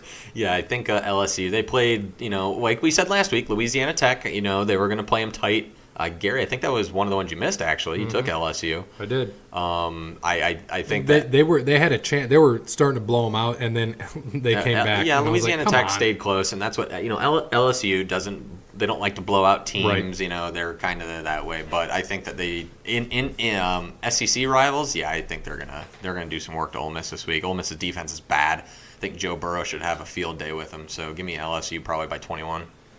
And I also have LSU. Next game, number 7 Stanford at number 8 Notre Dame. Notre Dame is a 5.5-point favorite. Notre Dame is. Notre Dame is. Alrighty, I think along with the Ohio State Penn State game, I think these two games are going to be the best games of the day. This game's going They're on to. at the same time too, aren't they? They are on at the same time. For some reason, Ohio State's playing at 7:30. I don't know why they're kicking off at 7:30. I think Usually they're it's like 8. 8. You guys are at 7:30, I think, isn't it? I've been seeing 7:30 for Ohio State. NBC Penn is State, always so- a little bit earlier than ABC. No, I know. I think. I'm just saying. I saw Is Ohio State on ABC or ESPN? They gotta it's be on ABC. ABC. They gotta be on ABC. ABC. So it'll be 8:20. Yeah, I don't know why I've been seeing 7:30 for them. So, this game's gonna be close. It's gonna be back and forth. Last week, Ian Book came in and lit up that Wake Forest defense. He's not going to do that again this week. I was getting pissed off with Todd Blackledge because he kept on saying Trace McSorley, and he even threw out Baker Mayfield, and I was getting kind of pissed. Ian Book is not Trace McSorley. He is not Baker Mayfield. He had one start. This is his second start, threw for over 300 yards, rushed for 3 touchdowns. He's not going to do that again this year. He's not going to do that again this week against Stanford. 5.5. This game's going to be 31-30 Notre Dame. Last year Notre Dame lost to Georgia 20-19 at home, right? Yes, because they couldn't kick a field goal. 20-19 Stanford. Okay, and so we all took Stanford in terms of the points. I'm gonna have to look at that because if it really is 5.5, it is. Even if Notre Dame wins, I think they win by 3 or less. Well, right now it dropped down to 5, but we're saying 5.5. I'm gonna get on Bovada. So we've got that. We all took Stanford in the points. So I mean, I took Notre Dame to win, but yeah, but you got Stanford in the points, so that's good. Notre Dame's going to win. No, they're No, not. Stanford is. Yep. Southern No, Miss go at Irish. number 10 Auburn, 27 points for Auburn. I can't do quick math either. Auburn wins 41-17. So Auburn covers. They cover? Yep. Is that quick math? Yes. Yeah. You said 30, and it's 27. Yeah, I'm taking Auburn. They should blow them out. I Yeah, have Auburn as well. 41-17, yeah. Bear, man, we are just sticking together. Last one, Central Michigan at 21, Michigan State, 28.5. Michigan State wins 27-14. I think this game will be close. So Central. Yeah, I'm going to take Central. Michigan in the points. Central's that? garbage. Yeah, 27-14.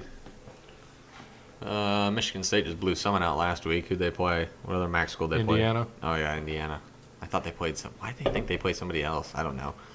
I hate the half. I hate it so much because I can just see Michigan State going up by 4 touchdowns and just keeping it there and holding it. I hate the half too because I don't freaking understand it. It's not that complicated, but like I said, Yes, I always bet on the side that I think with the halves. So I am going to take Central Michigan. They will lose by 28, cover 28.5. And I am taking Michigan State. I think they finally, this is the biggest opening spread they've had with Central Michigan. I think they finally get it together, I hope. This is more of a hope than anything. And just blow the shit out of Central Michigan. So hopefully that happens. So next, as we get into the NFL, one of the things I wanted to cover was the roughing the passer penalties. So do you guys take a guess through week 3 how many roughing the passer penalties have there been? Hasn't it been like 42? Bear? I'm going to say 34. 34 is correct. Whew! Nailed that one. 4 of them were on this past Monday Night Football, and if you watch that game, Gerald McCoy pulled off of Ben and apologized mid-hit and said, "My fault, Ben." He even tried to help him up. He bumped him, and then he backed off and didn't even go down with him through the penalty. How do you guys feel about that? Especially with like Clay Matthews, he had 2 weeks in a row he had a call. My thing real quick is just we might as well put flags on these quarterbacks and play some flag football. Okay, so sorry, Brandon. I know that you really wanted to go in on this first. I'm going to make mine quick, and I will let you do your rant because you are a former defensive lineman. First of all, Clay Matthews, against Kirk Cousins, definitely, I think, in my opinion, according to the rule, I don't think it is a roughing the passer, but according to the rule, he did spear him and land his body weight into him. Absolutely. This week against Alex Smith, he did not look like he did that. It looked like he landed off to the side more or less, and they still called it, and he's going to get that call because it's already happened to him. I think it was a terrible call. It's ridiculous. I think DeMarcus Lawrence did the same thing to Russell Wilson, I want to say. A clean, perfect tackle, wrap-up tackle, and they called him for it because they said he's putting his weight into the quarterback. If you sack somebody, where's your weight supposed to go? You can't throw him to the ground because of concussions. If you sack him straight on with a perfect wrap-up tackle to the chest, your weight's going to fall on the quarterback. That's just how it's going to happen. That's how tackles happen. And I don't know if you heard, the dude from Miami, their defensive lineman, I can't think of his name, tried to not do that and tore his ACL in the process. Yep. So a guy got hurt trying not to land his body weight on the quarterback. But because this is such a quarterback-driven league, and that's all Roger Goodell cares about because his big money is Aaron Rodgers and Tom Brady, he's protecting them. This is the Aaron Rodgers rule from the whole collarbone thing. I mean, it's the Tom Brady rule from 2008 when they tore his ACL and they went low on him. So both of those guys have impacted this, and it's not their fault. They're not the ones making the rules. But at the end of the day, Goodell knows where his money's at, and it's in those guys. It's in these big-name quarterbacks, and he doesn't want them hurt. Why doesn't Cam Newton get some of these calls? Why don't you see some of these guys? Even Stafford doesn't get some of these calls sometimes. You know why? Because they're not Rodgers and they're not Brady, and it's a bad, bad rule, and they need to change it fast. I agree with you, and I don't know what they're supposed to do. Like, you sack a quarterback, like you just said, where are you supposed to put your body? I mean, this is such a boom kind of game where you can't react that quickly when you're sacking somebody. Your job is to sack the quarterback. I think the rules of hitting the head, I think that's good. You shouldn't be able to hit the head. When you're taught to tackle, you're taught to tackle the hip. That's what you're supposed to aim for. You're supposed to aim for the hip. And we talk about, this is such a star-driven league. You know what? This ain't Joe Schmo in the freaking NFL. You have Aaron Rodgers. Nobody's going to take Aaron Rodgers' job. Okay, Mike McCarthy should have done a better job last year with Brett Hundley and coached him better. Coach your players. Okay, I don't care about stars. Okay, Colin Cowherd went on a rant this week about that. I don't care about stars, okay? The NFL, coaches should be able to coach their players. You should be able to put anybody in when they get injured. I know Aaron Rodgers is not his job to help his backup quarterback. This isn't tennis though, okay? This isn't you're a team, okay? Help the person that's behind you. Nobody's going to take Aaron Rodgers' job. No one's going to take Tom Brady's job. No one's going to take Drew Brees' job. Okay, I can tell you that right now. These coaches need to do a better job of coaching their backups. You know who did a good job coaching their backups last year? Doug Peterson. The Eagles won a Super Bowl. That's how you're supposed to do it. Coach your freaking backups. I don't care about this as a star-driven league, and we want to see Aaron Rodgers. We don't want to see Brett Hundley against freaking whoever the backup is for New England. I don't even know anymore. But I think the rule, I know it's the rule. Okay, I get it. It's the rule. You can't lay your body weight. You can't drive them into the ground. I don't know what the hell else you're supposed to do. Are you just supposed to, I don't know. I can't even come up with a way to do it because I don't even know. Flag football. Put flags on them. I mean, everybody's talking about. Did you watch Monday Night Football? I did. Did you see the one where McCoy, I think, came around? It might not have been McCoy. It was JPP. He came around and he was coming trying to get around the guy off the right, and Roethlisberger was right in the end zone. And he flipped his hand up and tipped the back of his head, and Roethlisberger had the biggest flop in the entire world and fell down. They called roughing the passer on that. Yeah, he said that he even stated in his radio show that he even acted on that. Did you see Dak did that too? I got to give it to Dak. He played big flop this weekend. The one where he got pushed, but it was still late. Barely, but he's like, but he got pushed after one hand push. This is the NFL. But I know what you're saying, but I'm just saying he flopped it pretty big. LeBron flopped. I understand that. This is the NFL. You're going to have. He doesn't get calls any other way. So right, you're going to have situations where teams are going to lose because of this.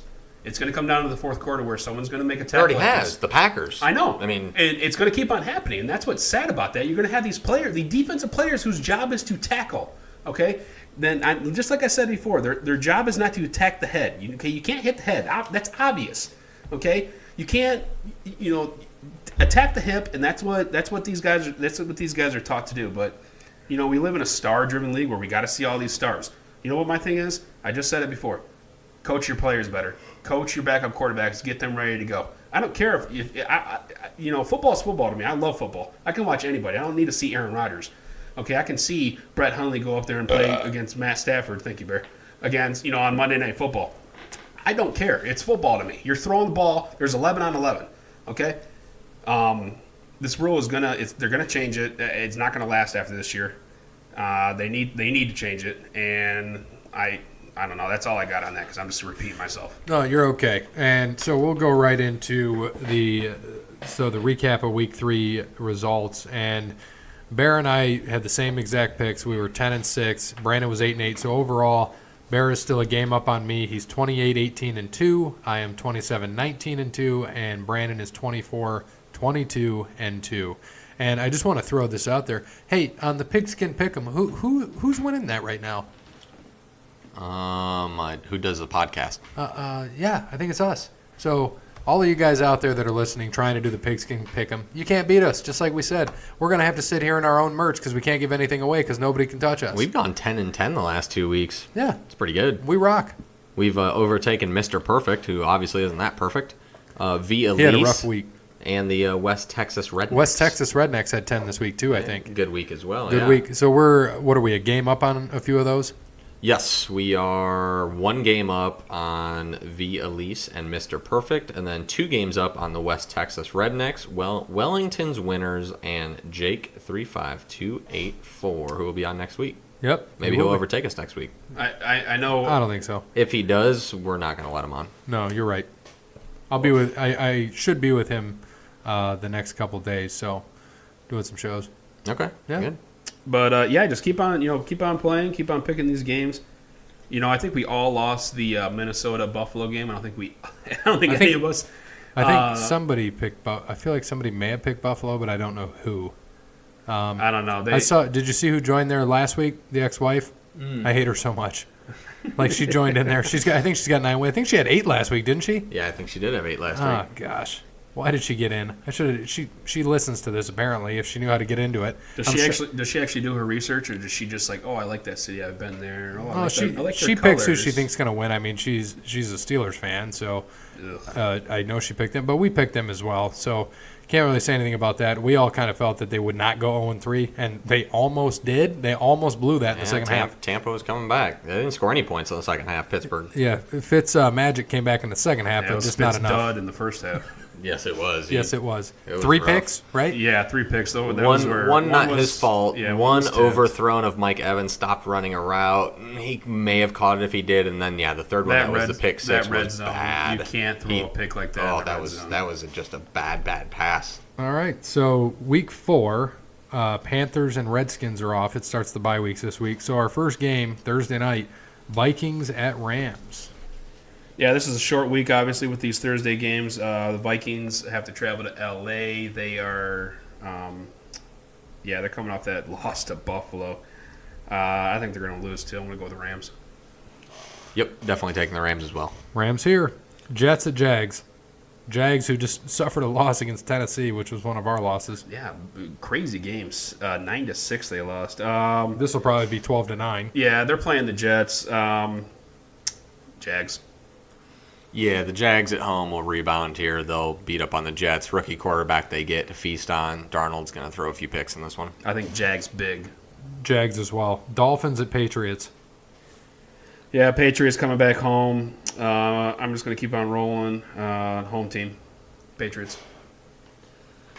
I kind of want to go out on a limb and take Miami, but the Patriots just never lose at home.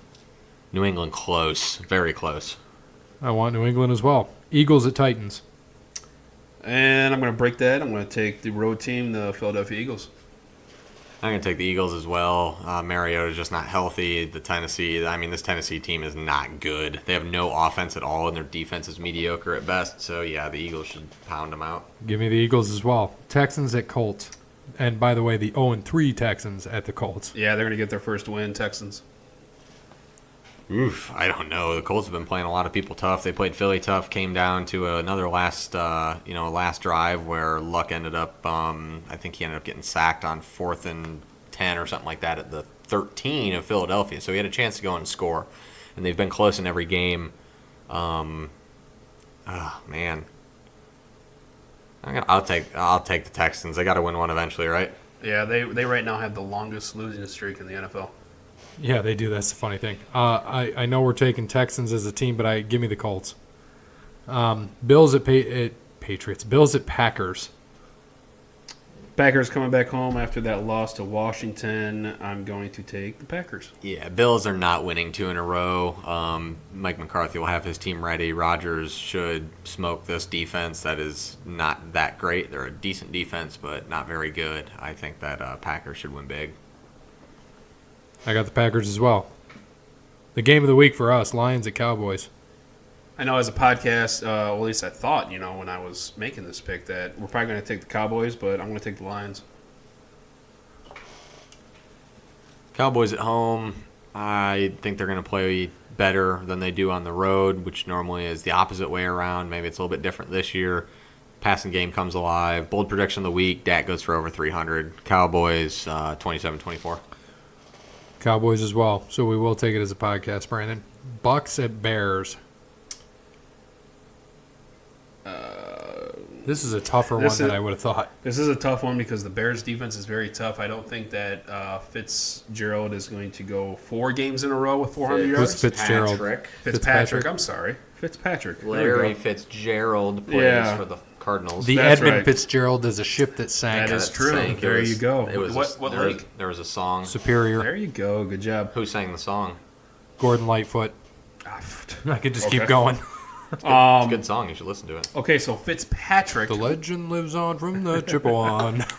Fitzpatrick will not. Chigumi. Okay, the Fitzpatrick will not throw for his 4th consecutive 400-yard game. You know what? Screw it. I'm going to take the Bucks. Bear.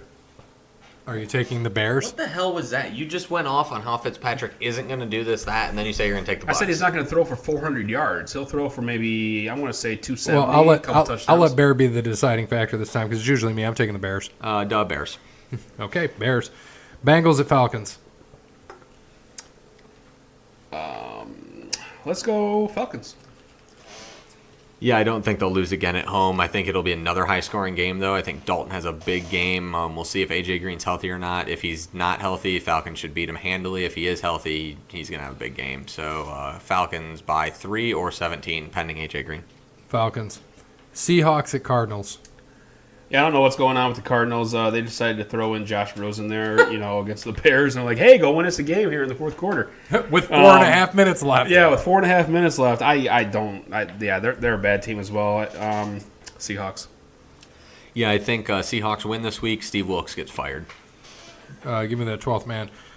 Browns at Raiders. The Browns. Gary, go ahead. The Browns. All right, I'm going to take the Browns because if it was the Raiders, I thought about it. They got to win eventually. I mean, They do. I do think they do. It's going to be a close game. It's going to be a low-scoring game. It's going to be a 17-14, slugfest more or less. Gruden's got to win eventually, but I do think the Browns pull it out with the last-second field goal. How about that? Something they're not used to. I'm going to tell you some of the memes and things I saw about the Browns real quick. So it has a picture of Baker Mayfield. It says, plays first NFL game ever, gets all of Northeast Ohio wasted. Yep. Truth. The other one was, this was fun about Carlos Hyde. So on Thursday when they won, he turned 28. Yeah, he ran for 98 yards and 2 touchdowns that night as the Browns won their first game in 635 days. And then his son Carlos Jr. was born. Pretty neat. I like that. And then I saw another meme. I'll show you guys this. It says, remember that time Baker Mayfield showed up right before halftime and the Browns won the Thursday night beer fridge bowl? Did you guys see that when it's throwback to Waterboy? I like that one. That was good. The one with Carlos Hyde, I mean, that's amazing. I saw that. That's awesome. Baker Mayfield is not going to do. He's not going to play. Just like I was talking about with Ian Book, he's not going to keep on doing this. He's not going to keep on doing this. Baker Mayfield will come back down, to earth. But yeah, the Browns will win. And actually, I think my favorite meme out of all those was Baker Mayfield is now 1 win away from surpassing Browns quarterback legend Johnny Manziel, or tying Yeah, I for saw most that. wins. I saw that too. And I think we can all say that all of Ohio has forgiven Baker Mayfield for planting the flag in I Columbus. saw that one too. That was a tweet from Lincoln Riley that he threw out there. Yes, he did. All right. I don't care. It's not even grass. Yeah. He didn't plan anything. Saints at Giants. Giants, who actually played pretty well this past week. Saquon, they finally used him how they should have. Mm-hmm. Yeah, they need to, but they're not going to win. Saints. I got the Saints. I do as well. That was I think a surprising victory by the Giants last week. Didn't expect that. Figured Houston would have got their first win last week. All right. 49ers at Chargers. Jimmy Garoppolo out with an ACL. We got that on a couple days ago. Chargers. Yeah, give me the Chargers as well. Losing Garoppolo isn't the best. Beathard won't be bad. He was manageable last year. I think he won a couple games. He is not the best thing in the entire world, but he is no Brandon Whedon as a backup. So Beathard can play. San Diego's defense is not that good. L.A. again. Sorry, shit. L.A., it's going to take a little bit. Yeah, the Chargers defense. There we go. Wait till 2020 when we got to say Vegas Raiders. There you go, Rich Eisen. Yeah, they just they're not that great, so I would think that it'll be closer than most people think, and Beathard is no pushover. He can play quarterback in the NFL, but Chargers still get it. I got Chargers as well. Sunday Night Football, Ravens at Steelers. Give me the Steelers. Yeah, these always punch them in the face kind of games. It's always fun to watch. It'll be a fun one Sunday night. I think. I didn't look up the stats on the last few, but I know Pittsburgh's won, I think, the last 3 or 4 against Baltimore. So give me the Steelers close. I have the Steelers as well. Ben always plays good on prime time. It doesn't matter if it's Thursday night, Sunday night, Monday night. He always does well, especially at home. So give me the Steelers as well. What about like Tuesday night? Well, if they play Tuesday night SmackDown. Wednesday night? Yeah, maybe. Okay. Friday night? Chiefs at Broncos, Monday Night Football. Chiefs. Yeah, they got to lose eventually. I do think that Denver probably will upset them this week, but I'm taking Kansas City. I have Kansas City as well. So that wraps up our picks for the week. Good luck to everybody against us. I hope you do not do well and we pull ahead. Agreed. Even though I still want to see the Colts win because I think that was the difference. Was that the only difference that we had, Bear? Colts? Yeah. The only difference we had. So that could be, if the Colts win, I could be tied with you. If that happens. If not, I'm 2 games behind. Brandon can catch us up. He had a few that were against us, so we'll see what happens. Yeah, he did last week, and he went 1-3 in this. So, but it was the one win he had was the game that we wish he didn't have. It's all right. Dallas sucks. All right, DraftKings picks quarterback this week. Who we got? You know what? I'm gonna keep on going with a hot hand. I'm gonna go Patrick Mahomes. That is also who I have. I have Andy Dalton this week. I'm going under the radar guys for the most part this week. So give me Dalton on the road. He's going to throw for a lot of yards. And They're playing behind. behind. They're going to be playing behind. And the Falcons just don't have a good defense. They've lost quite a few guys, and they don't have a lot of guys on that defensive front, so there shouldn't be much pressure. Like you said, if A.J. Green is in, Dalton's going to be a great play this week. All right, running back? Well, John Gruden said he doesn't have a pass rush, so maybe they won't have a rushing game defense either. So rushing defense either. So I'm going to take Carlos Hyde. I think my favorite John Gruden quote is, "It's really hard to find a good pass rusher in the NFL." Yeah, after they got rid of Khalil Mack.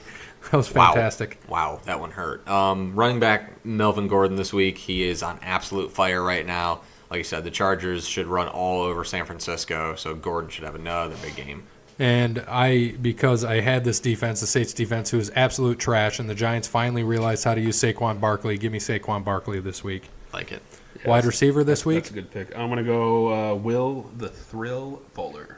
Yeah, I think that he should have a decent week this week.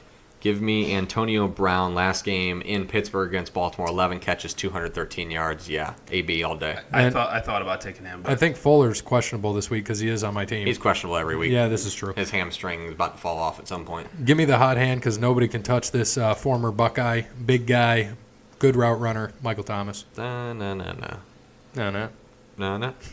All right. And tight end. Yes, thank you.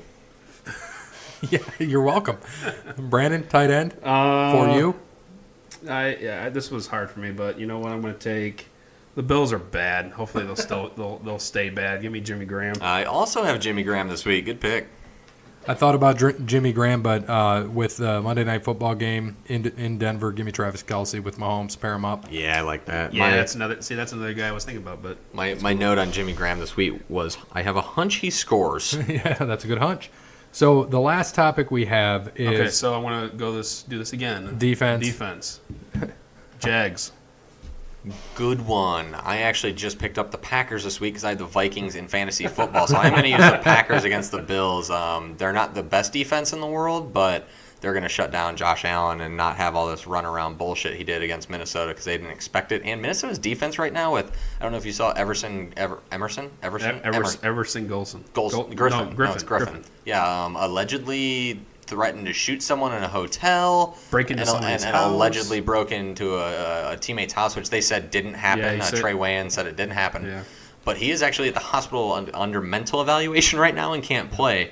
And the Vikings are going to the best offense in the league, the Rams. So, yeah, I had to find someone, and I think Green Bay is going to be a good fill-in this week. Allen should have at least 2 or 3 picks. Yeah, that's no laughing matter. So hopefully, he's. Yeah, mental health is a serious thing. So hopefully he gets that figured out. It's crazy. Yeah. I don't know if it's because of the whole Bills thing, or if obviously he's had to have this before. You just don't randomly just get a mental illness. Yeah, I don't know. It'd be interesting. Give me. With the first start for Rosen this week and the Seahawks coming off a good game against Dallas, give me the Seahawks. I like that. I hope that I hope Rosen has a huge game. Nate just picked up the Seahawks defense, so go Rosen, go Cardinals. Are you playing Nate? 56. Oh, yeah, I'm going to get my ass whipped this week. Yeah, and I'm not going to win. My running backs are trash. Did you see, what is it, the bottom 6 teams in our league are 1 and 2? Yeah, and I'm leading those. You're leading those, and I'm in last of those, so I need some wins. So the first week I lost a high score. Second week I lost a second high score. This week I was second high score and won by 4 because Boswell missed a 45-yard field goal and an extra point, or I would have lost again. Yeah, it's going to be a bad year of fantasy. I can just tell. I just got lucky this week. I thought I was, because my guys came out hot. Everybody, bench as well, but then Brady 7. That didn't help me, but I still won by 12. And then Lindsey, he got thrown out for throwing the punches in throwing the punches in the pile. Yeah, so I got lucky there. So hopefully this week we can pull it out as well. I think I played Kenny, so we'll see what happens. And I just looked at it; I'm predicted to win, and I don't have a kicker in. I got to put one in. The biggest curse ever. He just picked up Garoppolo this week, and he tore his ACL. So Kenny is confirmed. Quarterback NFL curse. Yeah, or anybody almost. Yeah, he had Rodgers last year, Johnson last year, Olsen last year. Does he have Johnson this year? Dalvin Cook. Does he have Johnson this year? Yeah, he does. Who's not doing that well. Not doing great, but he's not injured. This was his first big injury, so I think the Kenny curse is back. Yep. All right, so let's go into the top 3 athletes from any sport to never win a title. Bear came up with this. I like it a lot, so it'll be interesting to see top 3. Brandon, who do you have at number 3? I'm going to throw out some, honorable mentions. There's a lot. Oh, I have those Yeah, too. Sorry. there is a lot. There is a lot. So I'm going to go with Charles Barkley. He's one of mine. Yeah, that's one of the obvious. Tony Gwynn. I mean, gosh, that guy was a great hitter. Great one. AI, Probably the second unbelievable. best hitter of all time. Yeah. Maybe third. Yeah, AI, definitely Allen Iverson. Dan Marino, amazing. And just another one, Ted Williams. Like I said, there's so many. But He's the second best hitter of all yeah, time. Ted Williams, just unbelievable. The only guy to bat over 400 in a season. But number 3, He was the last guy to bat over 400 in a season. I'm sorry, last. Number 3, I don't care if he's got an asterisk next to him, Barry Bonds. Yeah. I didn't make him an honorable mention because there's so many. I mean, there's a lot of good athletes there, but he would be up there. Yeah, whatever, the steroids and all that, doesn't matter. He never won a title, so I think that's a good pick right there. Like I said, he would be in my top 5 for sure. My number 3 is the mailman, Karl Malone. I mean, second most all-time, or second most points in the NBA all-time. MVP in 97 and 99. Had his number retired by Utah. He lost the finals in 97 and 98, both to Michael, and then lost in 04 to the Pistons. He averaged 38 minutes a game in the playoffs, had 193 playoff games. This dude is an absolute freak. 38 minutes a game in the playoffs. I mean, that's You know like, why they that's, call him the mailman? because he always delivers. Except the championship. That's why he's on this list. Except that. But, and he's a great athlete. Obviously did the WCW thing, which was awesome. WCW. But Malone was, he was always one of the guys I liked watching while playing. Utah, I loved watching Stockton and Malone. That was always one of my favorite teams. I did like Jordan when I was younger. It was always fun to watch. But every kid is enamored to the best. That's just how it is. But watching Stockton and Malone was actually pretty cool as well. So Malone, number 3. I wanted to make him number 1. The only reason why I didn't is because the 2 other guys ahead of him, I personally are my 2 favorites. And my honorable mentions, I also had Barkley. Malone was an honorable mention. I had Eric Dickerson there as well, and then Jim Kelly. I mean, led him to 4 straight Super Bowls and just got beat up by the NFC East. So put Jim Kelly there. Number 3 for me, you mentioned him, Brandon. Ted Williams, last person to bat over 400 in the season. It was actually 406, and he had a career on-base percentage of 482. Yeah, insane. And he also had 521 career home runs, and he left baseball for 3 years in his prime. World War II, right? To fight in World War II. So we thank him for his service, and he's obviously not here. Yeah, we thank him for his service 85 years ago. Yeah, thank you. Back-to-back World War champions. We appreciate it. Thanks, Teddy. Yeah, thanks, Ted. He's number 3 for me. Brandon, number 2. Number 2 for me is Randy Moss. Okay. Like it. Definitely an honorable mention. Gotta love Randy Moss. I mean, honorable mention to you, but... he's one of my favorites as well. I'm just saying, I think Randy Moss is good. Like I said, there's so many people. My number 2, Allen Iverson. He lost to the Lakers in the only finals. He went to number 1 overall pick out of Georgetown in 96. He had an MVP in 2001. He was a 4-time scoring champ, 3-time steals champ as an undersized point guard. I mean, dude was a monster. Dude was probably the first guy to ever cross over and embarrass Jordan, if you've ever looked that up and watched that.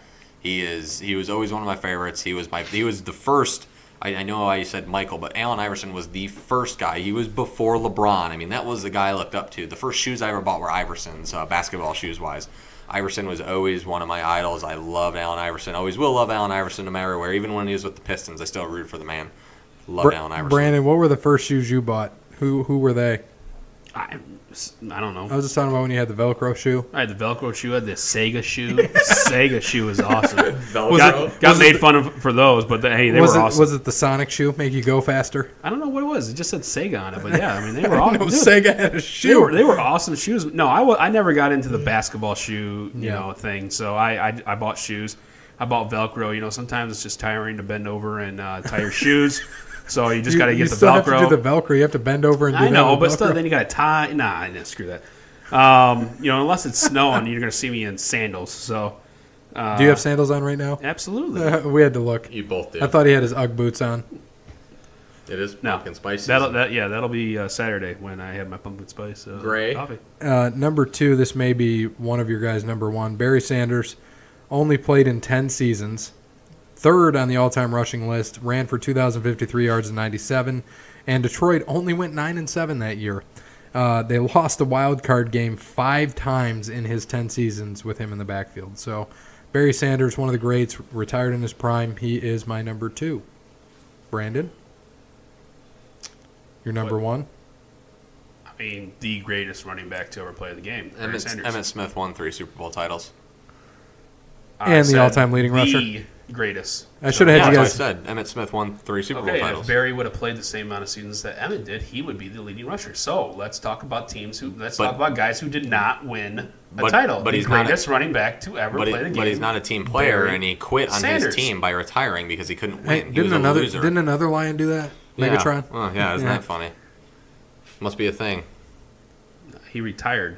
I mean, people retire after 10 years. They don't play 19 years like Because Tom they know Brady. they're never going to win. Yeah, but you Tom Brady keeps winning. That's why I would. You I'd literally stay just tuned. said if he would have played, he would be. Well, he didn't play because Yeah. he quit. He was played a 10 quitter. years as a running back. What's He the has average? said in multiple what's the interviews average- afterwards he wished he what's would have the- played longer. What's the average age for what's the average amount of seasons for NFL players? I don't know, 3 years. Frank Gore's still playing. I mean, good he's for like him. 35. 3 years, but Barry Sanders was Good a for freak him. of nature. He should have Okay. played more than 10 years. Yeah, running backs don't last more than 10 years. Sorry, He they don't. lasted. He would have. Oh my There's God. Emmett there's did. there's not Frank a lot. Gore has. There's not a lot. There's not a lot. I'm sorry. Yes, Emmett Smith has 18,000 yards rushing. He has 3 titles. Good for him. Frank Gore. He's great. Eric Barry Dickerson. Sanders is better. Okay, number 1 for you, Bear.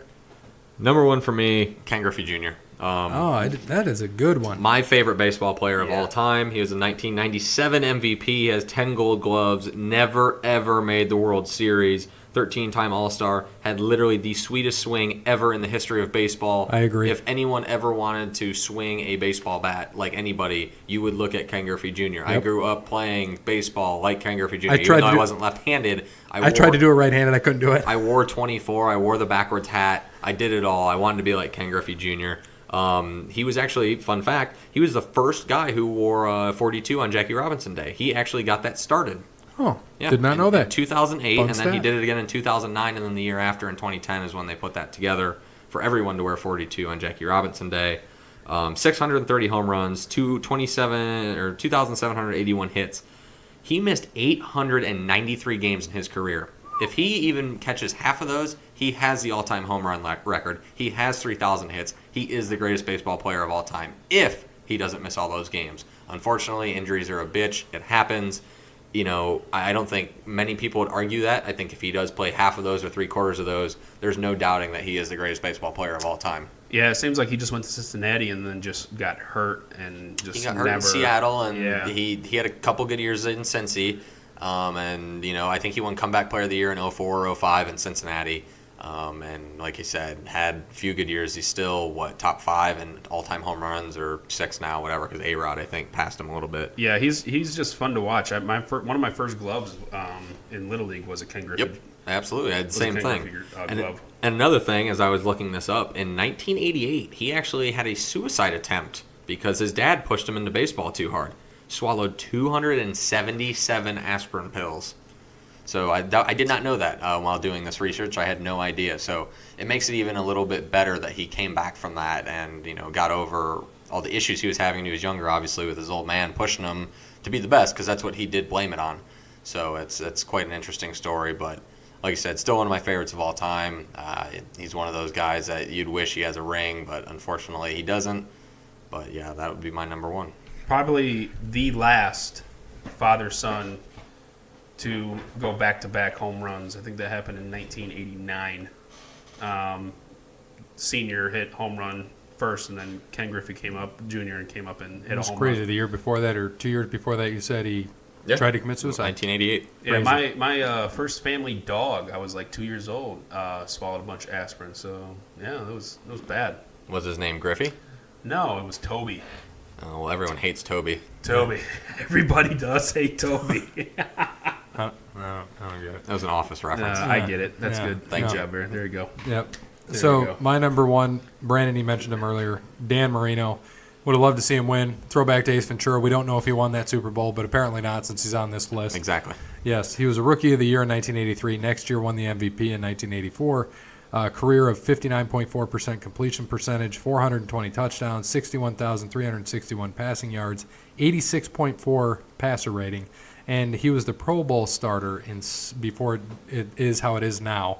But 7 of the 17 seasons he was there. Would have loved to see him win a Super Bowl. It's okay. So he is on my list at number 1. So that wraps up our show for today. We appreciate everybody listening. Get on that Pigskin PickEm. Even if you haven't done it yet, get on it now. You can go against us. Nobody's catching us. We can tell everybody that now. Bear's going to put our picks in. Nobody's touching us. We're not giving away merch. We talked about if we win and we don't have to give away anything, we might do something with charity. We're looking at that. We're going to go to a charity event in December because we are about charity and we want to make sure that we do our due diligence for the community as well. Thank you to Wes Anderson for Moments in Time. Thank you to All Wear Clothing, Crandall's Quality Lawn Care, and also thank you to Verizon and their business solutions. We appreciate you, Tim and Stephanie. Thank you for the support. Again, that wraps up this show. This is episode 13. Thank you all for listening. As always, good morning, good afternoon, good evening, good night. Bye. Croissant sandwich.